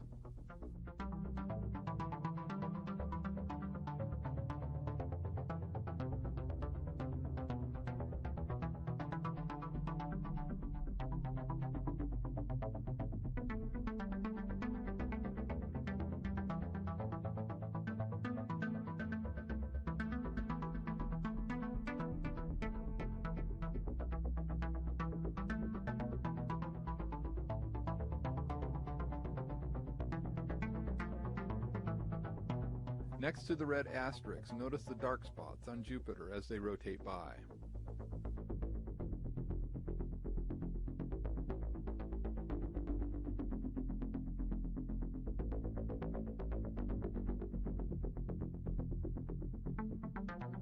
Now notice these same type of flows on the bowls in the vacuum chamber.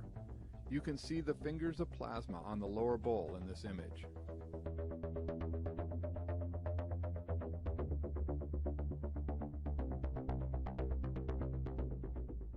Then with the larger bowls, we also see the same type of pattern next to the glowing sphere. So by applying the theories presented in the Primer Field series, we can see that we now have a very logical explanation for the patterns that we observe on the surface of Jupiter.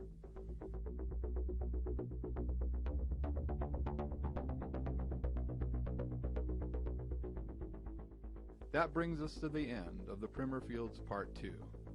In this installment, we learned about the magnetic substructures that are found within the bowl-shaped magnetic fields.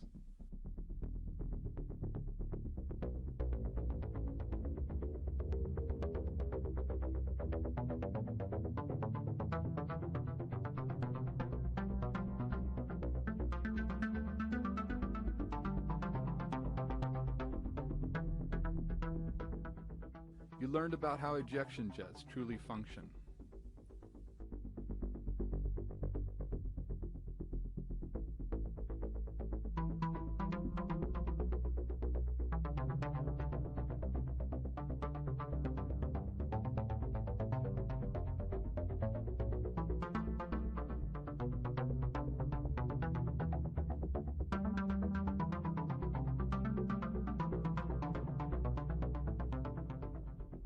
You were shown clear proof of bowl-shaped magnetic fields at work in the Vela pulsar.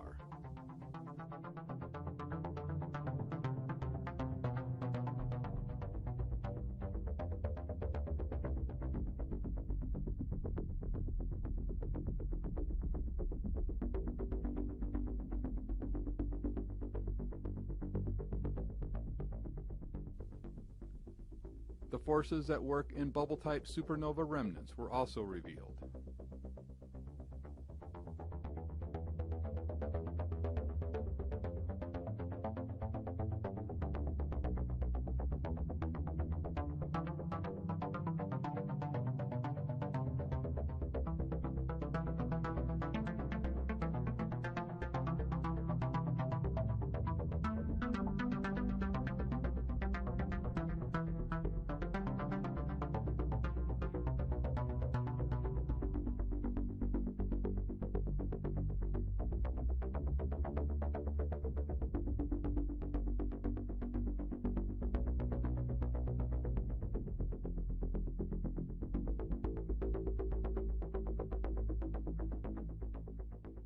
We also saw that bubble-in-bubble type nebula are easily explained using the theories presented in the Primer Fields.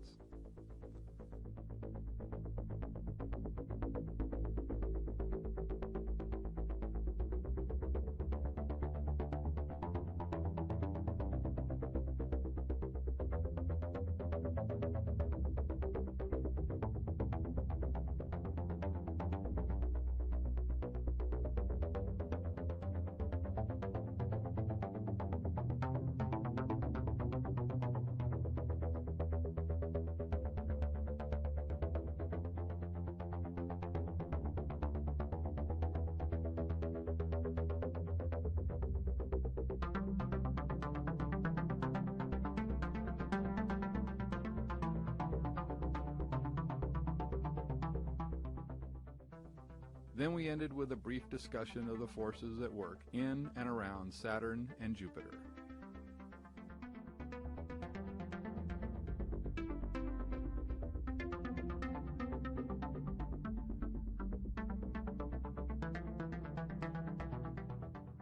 In the Primer Fields Part 3, we will be exploring the wave-particle nature of matter.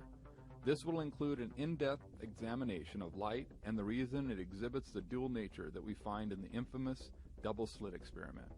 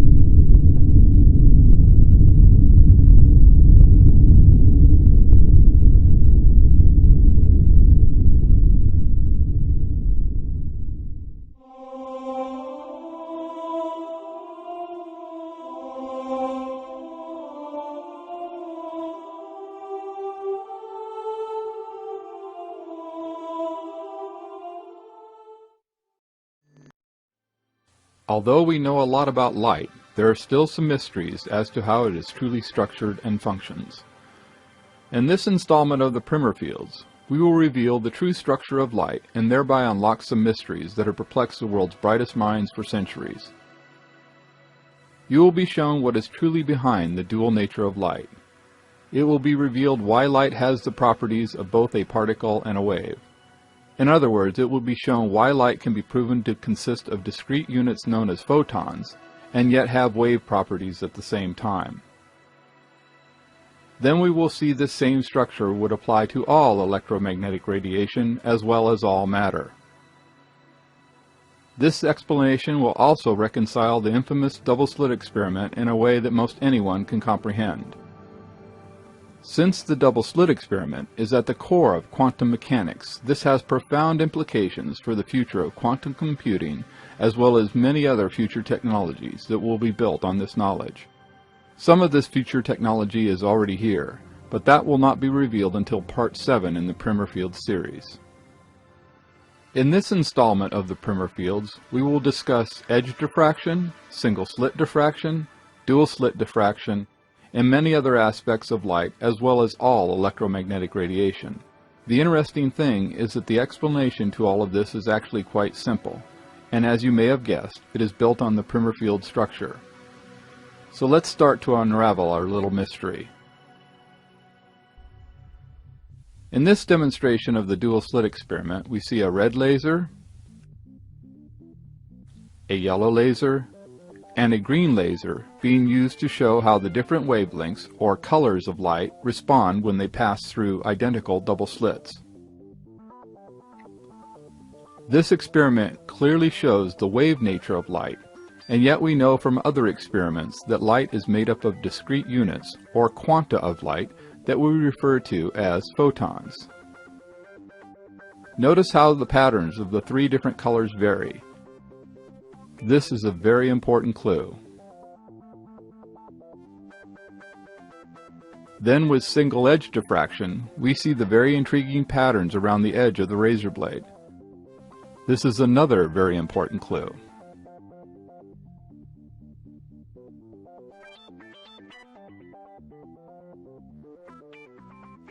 We also have important clues revealed in the continuous spectrum of light that is shown in these single slit experiments. Experiments that have been undertaken with electrons also have left us with some important clues that will also help us solve this mystery. This chart shows the frequency, wavelength, and energy levels of electromagnetic radiation. This is yet another clue.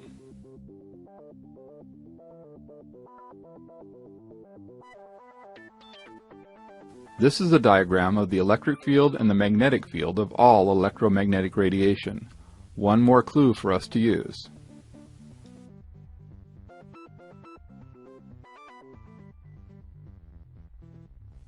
Here we have the structure of one unit, or quanta, of electromagnetic radiation. The red field is of north polarity and the blue field is of the opposite polarity. Then we see how this structure would fit into our diagram of electromagnetic radiation. So the size of the fields is determined by the wavelength of the electromagnetic radiation. Therefore, the field size is equal to one cycle of the wavelength, with the zero crossing point being centered on the nucleus of the fields, or photon in the case of light.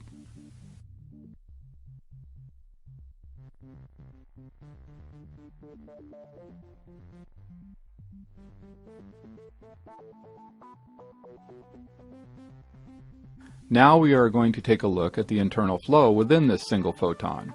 Again, this would apply to all electromagnetic radiation. The green sphere represents the photon.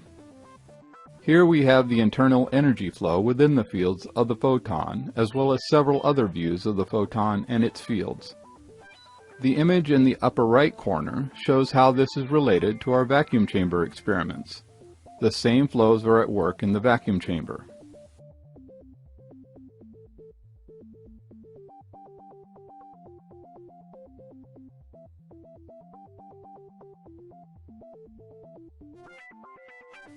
Now around the core of this photon we have the bowl-shaped magnetic field emitters that were first revealed in the Primer Fields Part 2.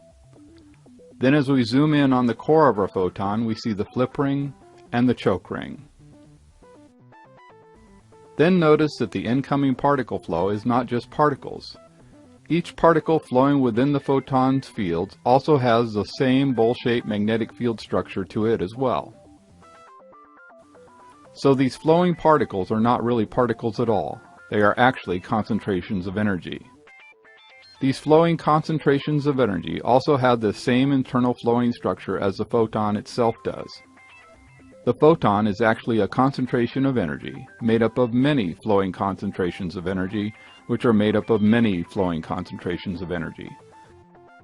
How many levels down this repeated pattern goes is unknown. The green circle in this image represents the concentration of energy that we refer to as the photon. But as you can see, there is a lot more to the photon than just the energy concentrated in the middle of the photon's fields. The exact size of the photon in relation to the fields and where it is exactly in relation to the flip rings still needs to be determined. This image is only meant to give you an idea of the overall system and not meant to be an exact scale model. In reality, the photon is much smaller in relation to its fields than shown here, but this ratio is more effective for showing the inner workings of a single photon.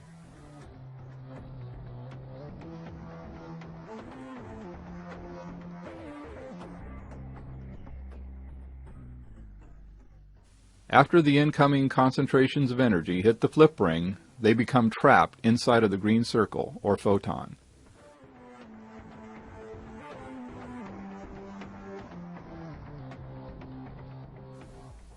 But as you can see, some of this trapped energy escapes at the equator of the photon and is recycled back into the flip ring yet again. This is the same pattern that we see in the vacuum chamber experiments.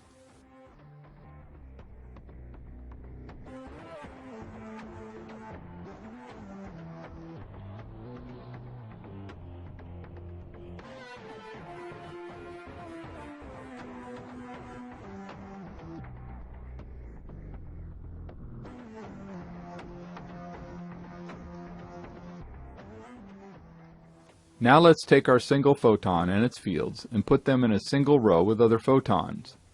Remember, the actual fields that are shown here in red and blue are actually invisible. The green spheres are the photons themselves.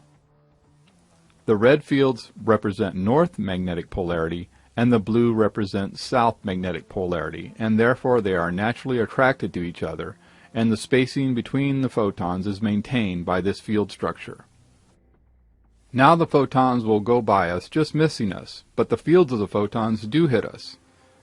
In the real world, this of course would make the photons turn slightly because of the drag on the fields on the side of the fields hitting us.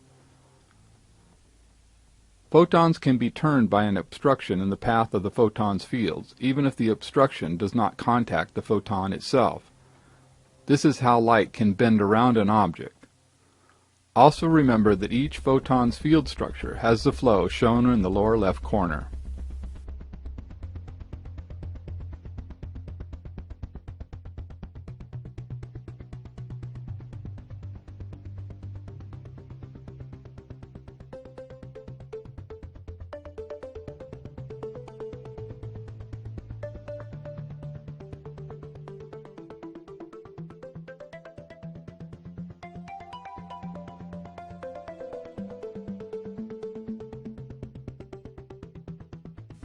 Again, we see the diagram of electromagnetic radiation, and you can clearly see how this diagram agrees with the structure of our photons and fields.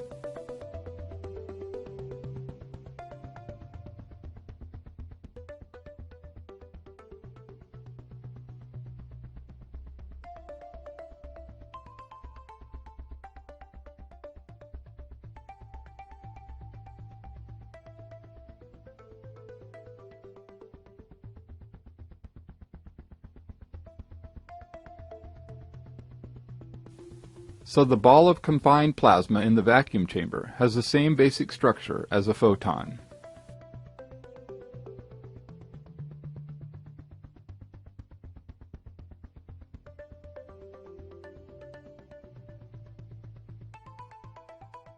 Now let's take our white photon and split it up to give us 6 different wavelengths, or colors, of photons.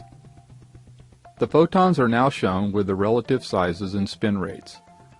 This animation is just an approximation to give you the basic concept, and not meant to be an accurate scale model. The important thing to note is that the smaller the photon, the higher the spin rate. This would apply to all electromagnetic radiation.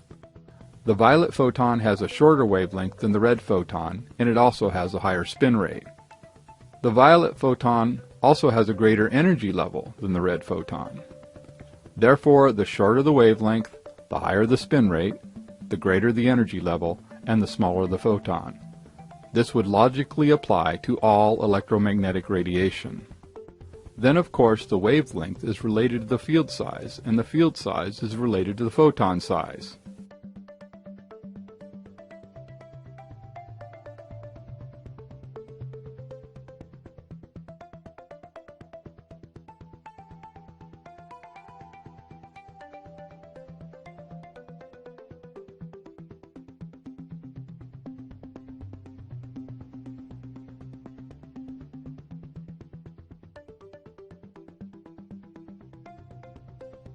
Let's do a quick review of the internal flowing energy structure of a single photon before we move forward.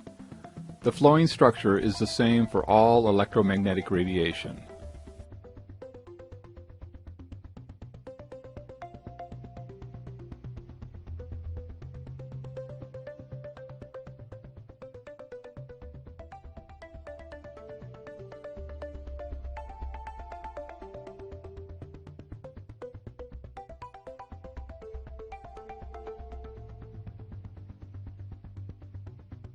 Once more, we see that wavelength is related to field size.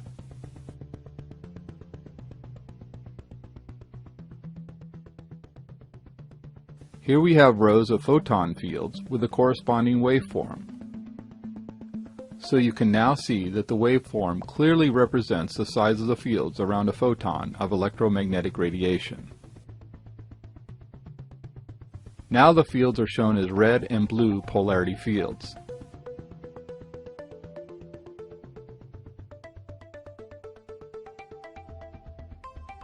This image represents what happens to the fields as a row of photons pass through the glass. Notice how the fields are compressed as they pass through the glass. Remember that the fields are actually invisible.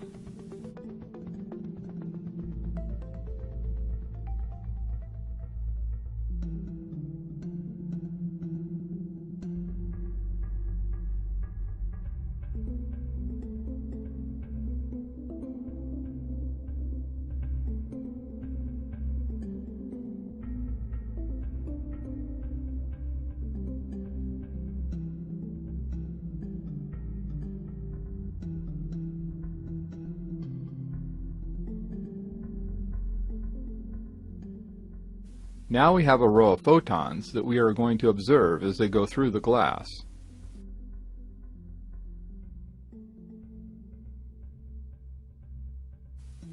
Let's attach a light speed indicator to one of the photons to keep track of its speed.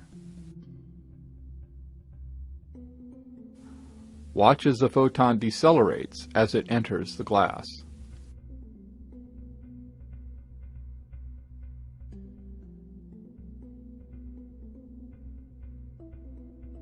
Then the photon accelerates back to full light speed as it exits the glass, and the other photons in the row also accelerate back to full light speed upon exiting the glass and re-establish their normal spacing.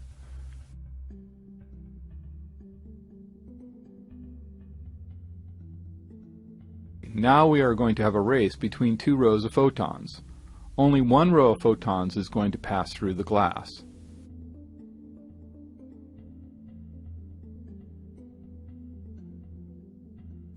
Notice how the fields of the bottom row of photons are compressed as they encounter the glass. Then as they exit the glass, the compressed fields rebound and push the photons away from the glass, thereby re-accelerating the photons back to full light speed.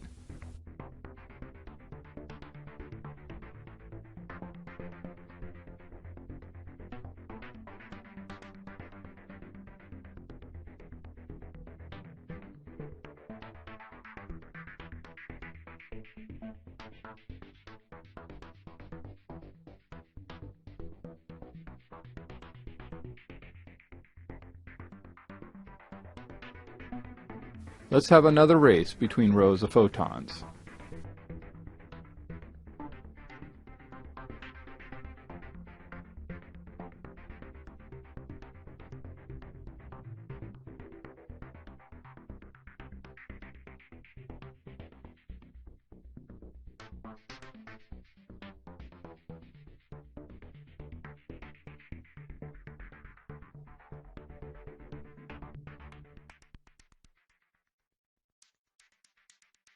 Once more, we see how the compressed fields rebound as they exit the glass, thereby re-accelerating the photons to full light speed.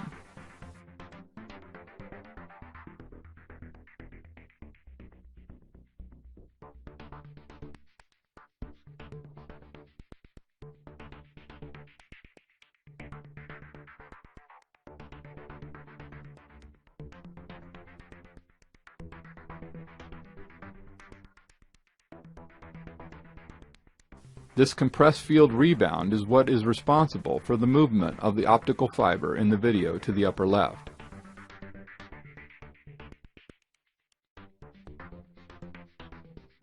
So as the photons and their fields pass through the optical fiber, they compress like a spring.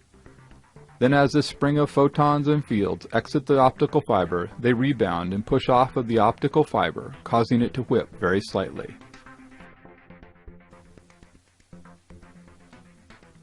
So as you can see, light actually pushes off of glass as it exits the glass. Even the photons of light that are hitting your retinas from this video are being pushed off of the screen as they leave the screen because of the rebounding effect of the compressed photon fields.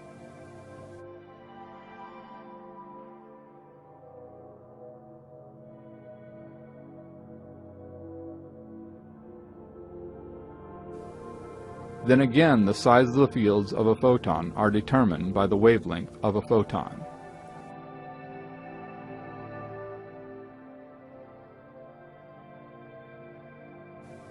Here we see the typical waveforms that are used to represent visible light and other forms of electromagnetic radiation, but in reality no such waveform exists.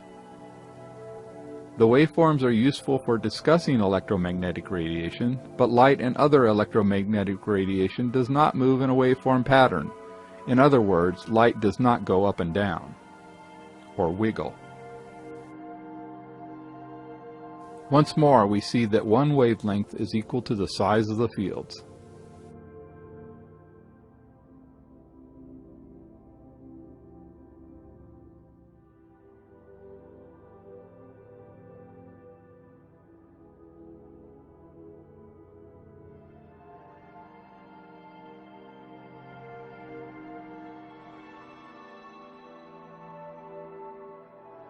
In this image, the upper row of photons are shown enlarged so that you can see the spin rate and relative size more clearly. I have also intentionally shown the upper photons as not having a hard spherical shape to emphasize that photons are actually concentrations of energy, just as the ball of plasma in the vacuum chamber is.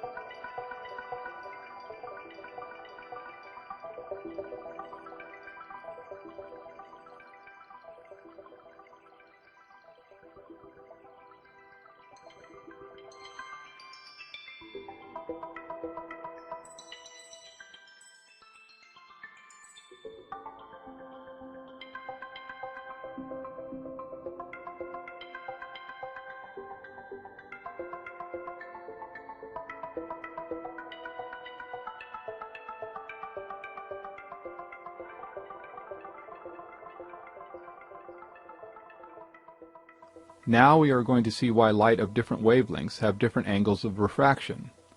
In other words, why we get a spectrum of colors when we shine white light through a glass prism.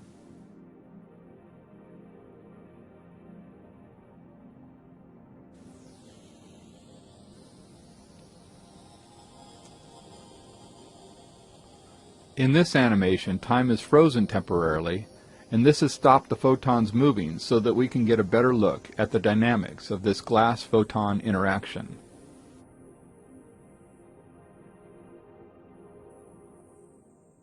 As the row of photon fields enter the glass prism, we see that the different colors refract or bend at different angles. Then we see that as they exit the glass prism, the photon fields also refract at different angles according to the wavelength or color of light.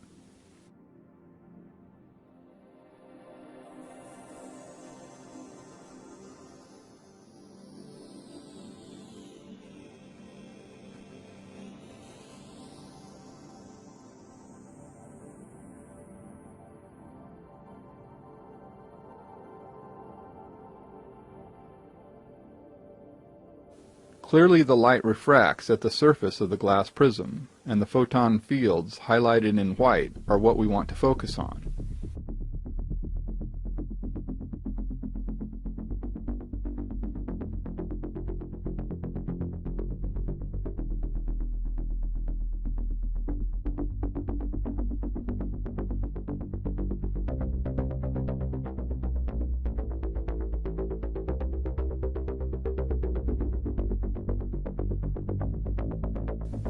Now we are going to watch as two photons and their fields travel through the glass prism. We can clearly see that the violet photon fields refract more as they cross the glass prism surface than do the red photon fields. Then as the photon fields exit the glass, we also see that the violet photon fields refract more sharply than the red photon fields.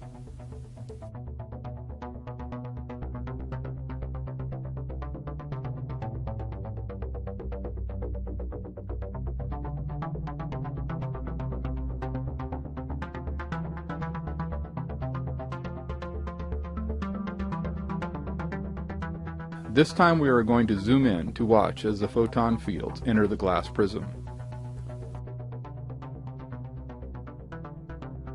You can clearly see that the violet photon refracts more sharply than the red photon due to the size of the fields.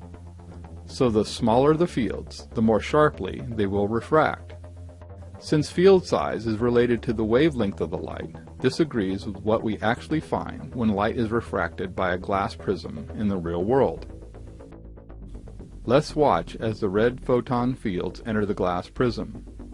Notice how the leading edge of the photon's fields hit the glass first, and this turns the photons as it enters the glass. Then as the photon enters the glass, the fields are compressed, just as we saw in the photon races we ran just a bit earlier.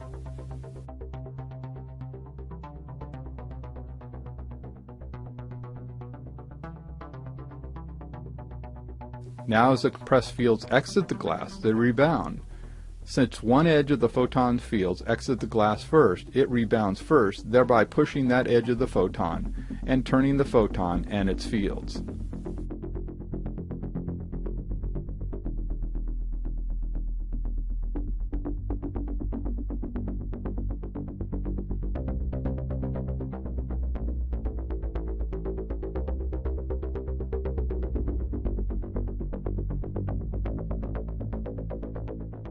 Again, we see the red and violet photon fields as they pass through the glass prism.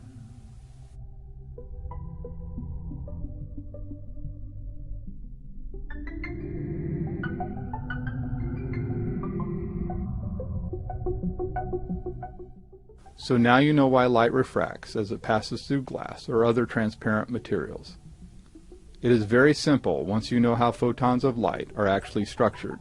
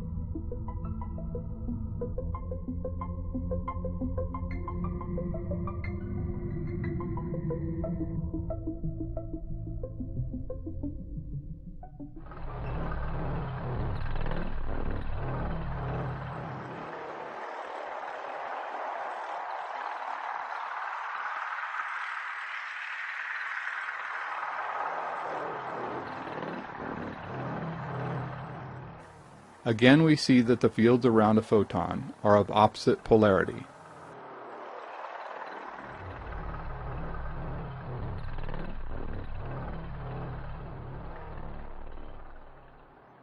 Here we have some rows of photons aligned with their corresponding waveforms.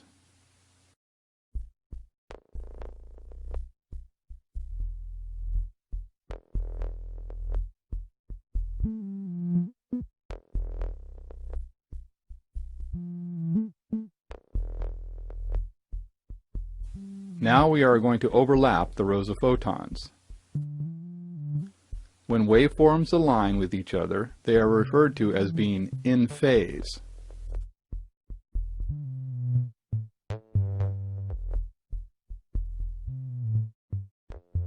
When the waveforms are not in alignment, they are referred to as being out of phase.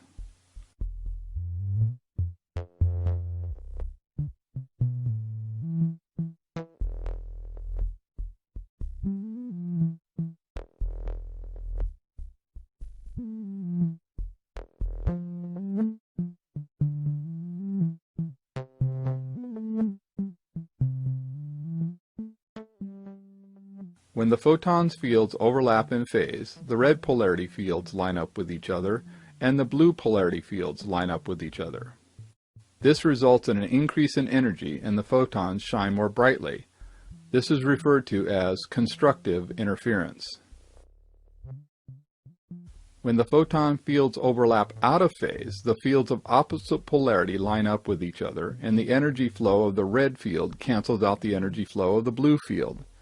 This results in no energy going to the overlapping photons, and they therefore emit no light. In other words, both photons go out when they line up out of phase. This is referred to as destructive interference. As the photon fields continue to move, we see the constructive and destructive interference.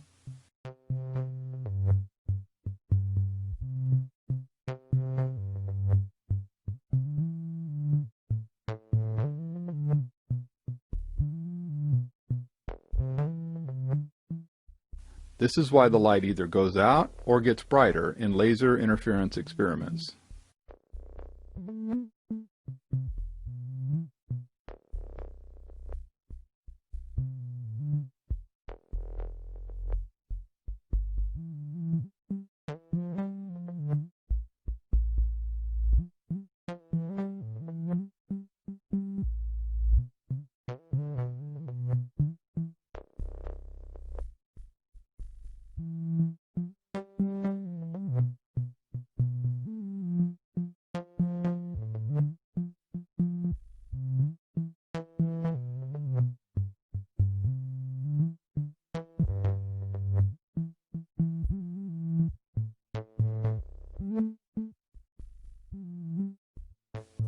You can see that this is not a simple on-off situation. The more the overlapping fields line up in phase, the brighter the photon will shine. Then the closer the fields line up out of phase, the more the photon dims. This is why there are not sharp cutoffs in the interference patterns. There is a gradual transition from light to dark in the interference patterns because of this effect.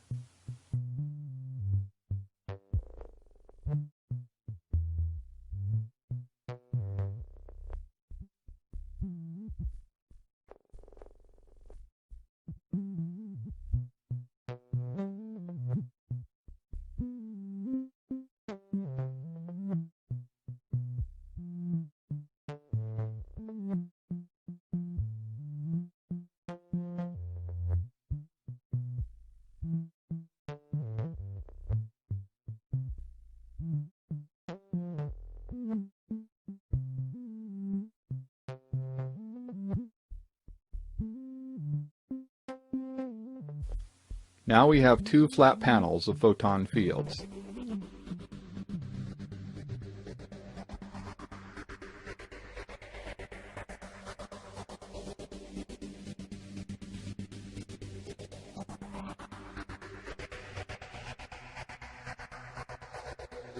Notice that the panel of photon fields on the right can rotate.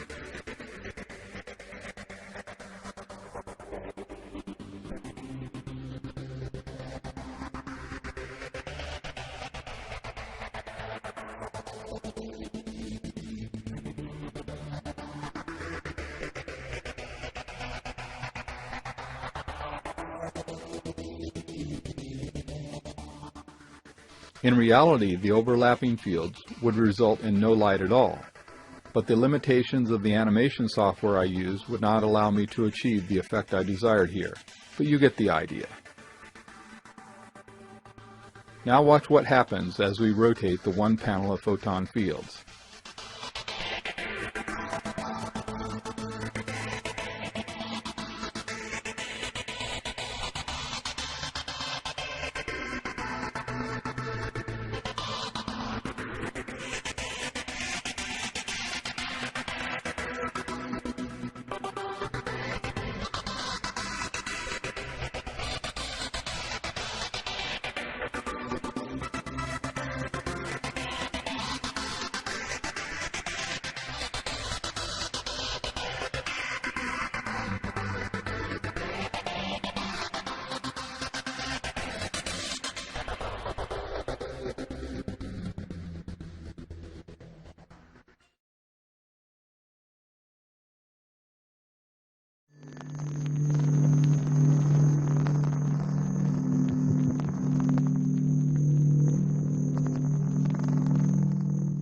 Now let's get to edge diffraction. Notice the intriguing patterns around the edge of the razor blade.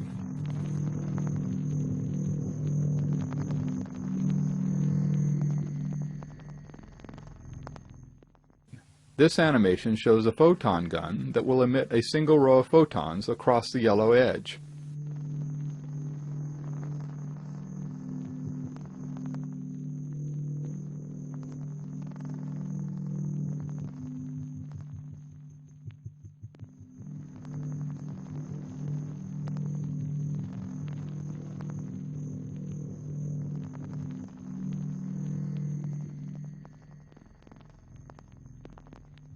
Notice that the more the photon fields hit the edge, the more the photon and its fields are refracted. The photon itself still goes by the yellow edge, but its path is altered because of the drag of its field going across the edge.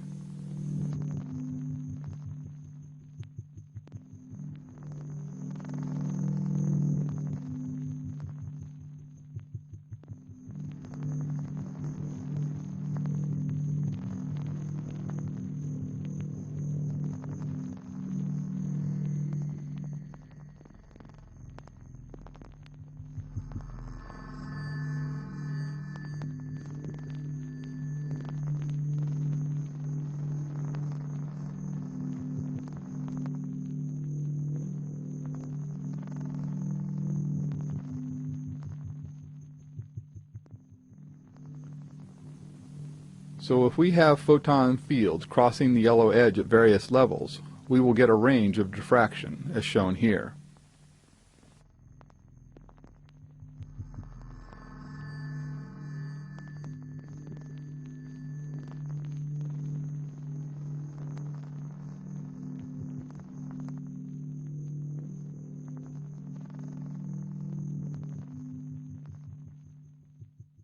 Then as these diffracted photons cross each other, we see our interference patterns emerge.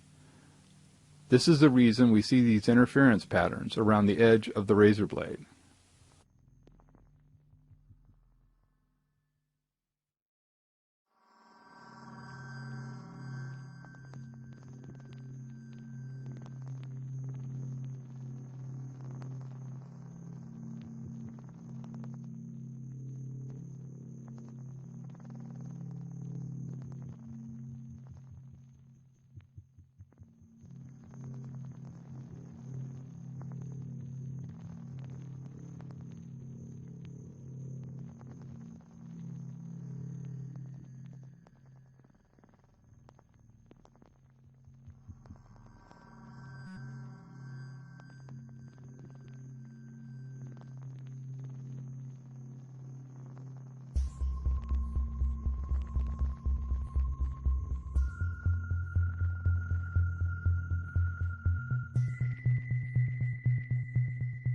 Now we are going to discuss slit diffraction, which is basically just edge diffraction, but with two edges that are parallel to each other on opposite side of a beam of photons.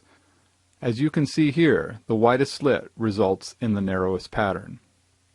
A greater percentage of the photons passing through the narrow slit are affected by the edges of the slit than is the case for the widest slit. So the edges of the wider slit affect a smaller percentage of the photons passing through the slit than would be the case for the narrower slit. In this demonstration provided by MIT, we see a red laser shining on a single slit, which will vary in width during this demonstration.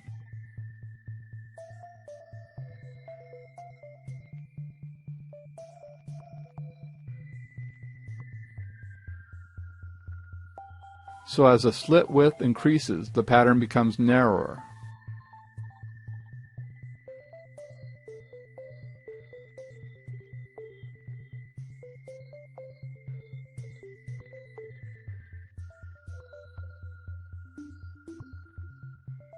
Then as the slit width decreases, the pattern gets wider and more diffuse. Here we see our photon gun again. But this time our photon gun has been modified to emit two rows of photons with their fields at the same time.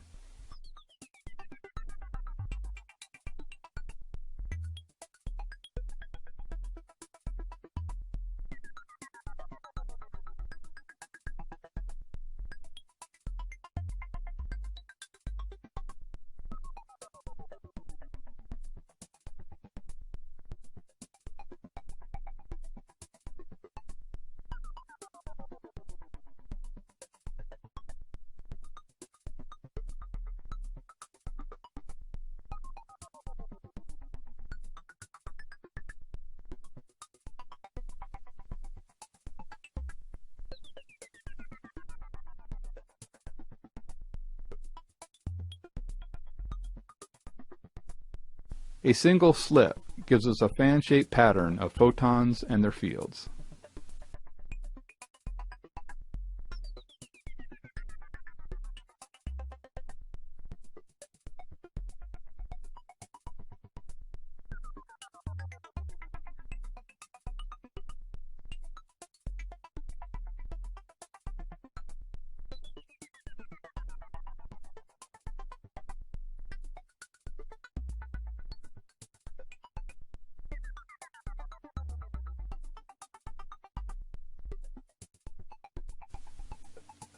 Now let's see what would happen if we had two slits with photons passing through them. The distance between the slits is varied so that we can observe changes in the interference pattern. These interference patterns are the result of constructive and destructive interference. Now you know the true cause of the perceived dual nature of light. The fields around the photon obviously result in the wave-like behavior of light and other electromagnetic radiation. But we still have an issue with the double slit experiment that we need to address. The interference pattern still shows up even if we fire single photons or single electrons through the dual slits. The photon or electron seems to interfere with itself, but how can that be? Up until this point, I have been showing you a simplified version of how the fields are truly structured in order to avoid confusion. There is a lot more to these fields than just what you have seen thus far. Now it's going to get a little more complicated as we start to discuss how these magnetic fields overlap each other and interact with each other.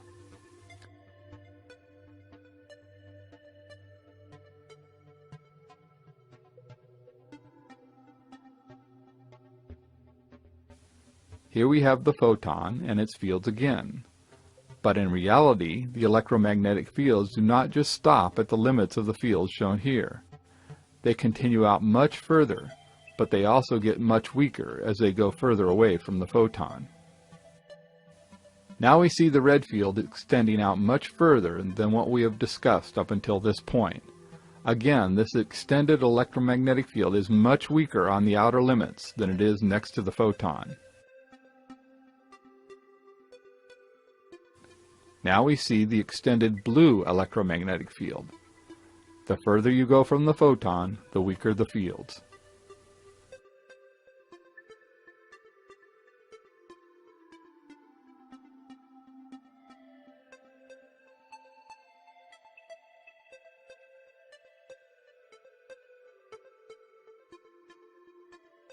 Notice the interesting similarity to the wave function of hydrogen 421.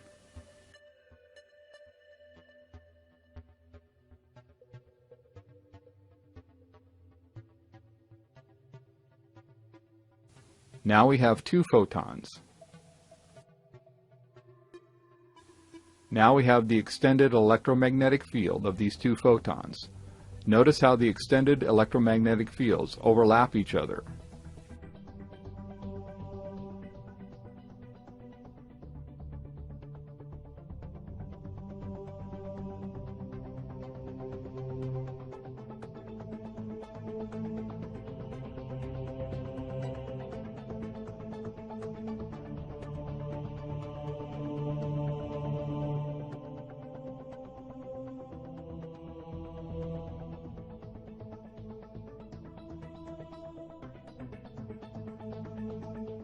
Here we see the extended fields represented in wireframe.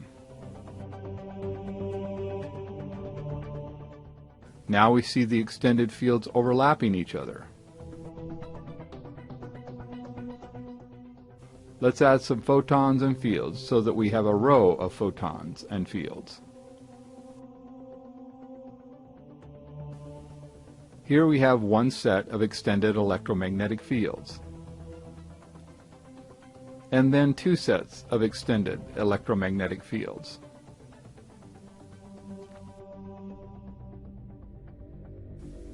Now we have all of the photons' extended electromagnetic fields.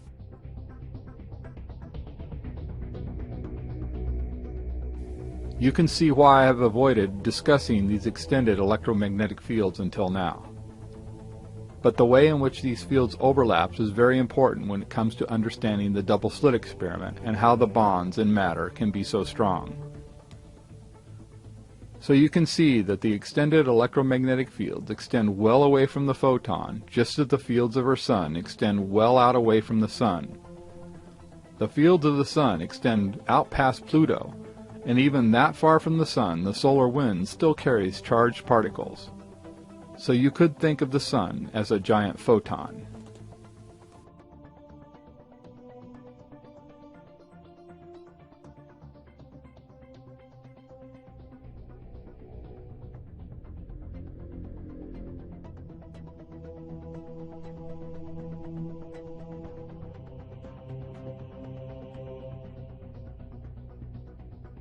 Again, we have a single photon with its extended electromagnetic fields.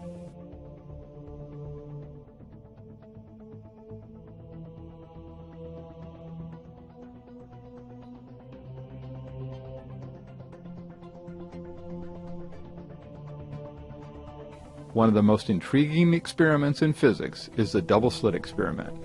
Until now, there has been no satisfactory explanation for the interference patterns that result when you fire only one photon or one electron at a time through the slit. It is as if the photon or electron interferes with itself.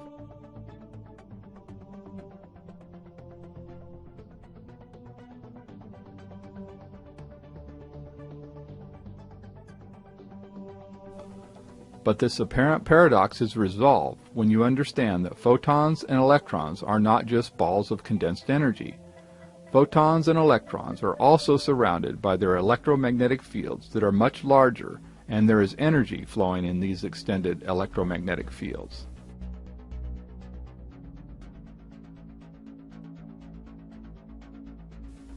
The photon or electron passes through one slit.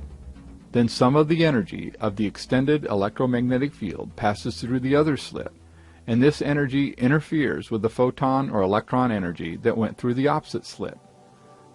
This is why a photon or electron can interfere with itself. The mystery of the infamous double-slit experiment is no longer a mystery.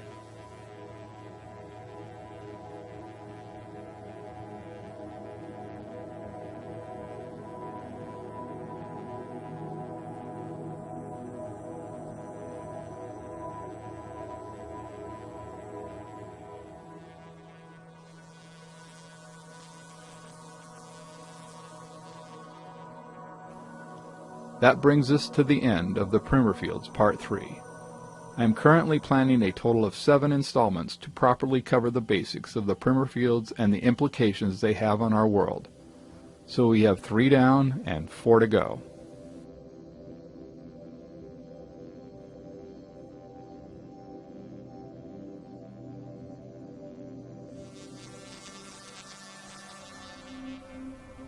In this installment of the Primer Fields, we learned about photons of electromagnetic radiation and the electromagnetic fields that surround them.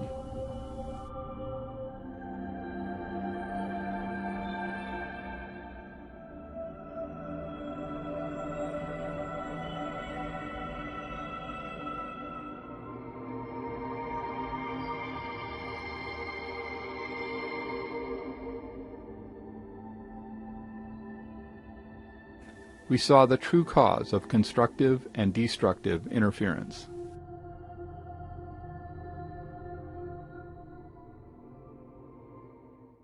It was shown that when the electromagnetic fields of the same polarity line up, we have constructive interference and the photon glows more brightly. Then we saw that when electromagnetic fields of the opposite polarity line up, they cancel each other out and thereby dim the photon. This we learned is the true reason behind destructive interference.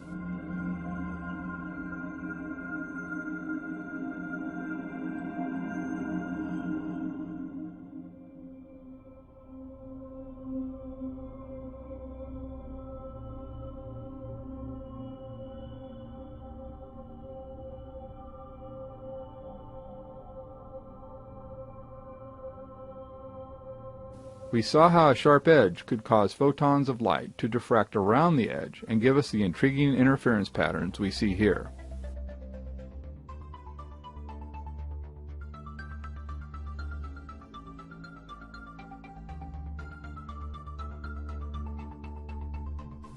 We examined slit diffraction, one photon at a time.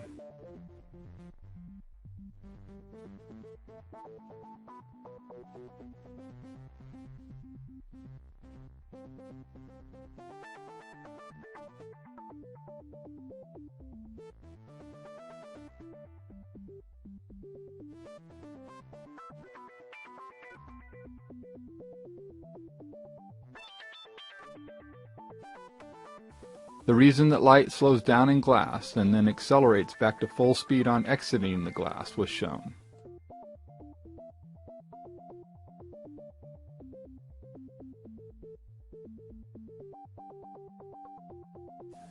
Then we saw that we could now explain this optical fiber whip due to the fields of the photons pushing off of the end of the optical fiber as the photons exit the fiber.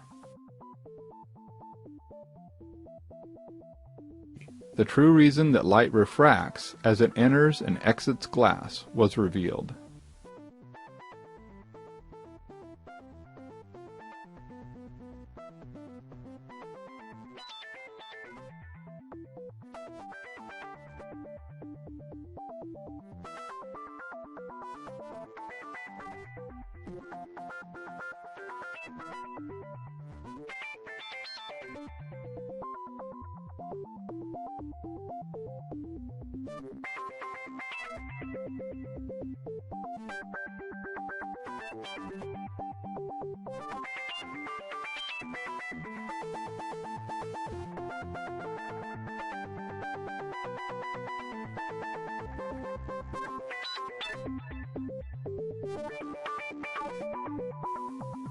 We saw that the angle of refraction for photons is determined by their field size.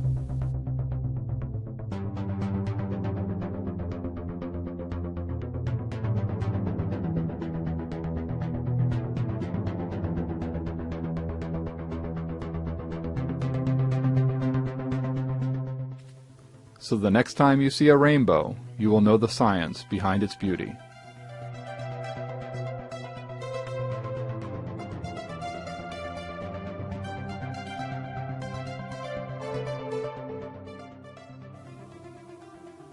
Then we ended by solving the long-standing mystery of the infamous double-slit experiment.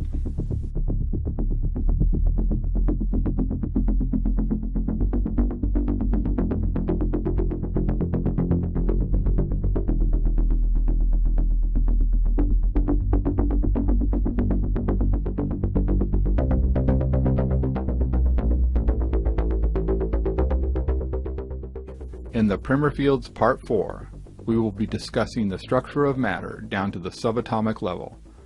Now it's going to get really interesting.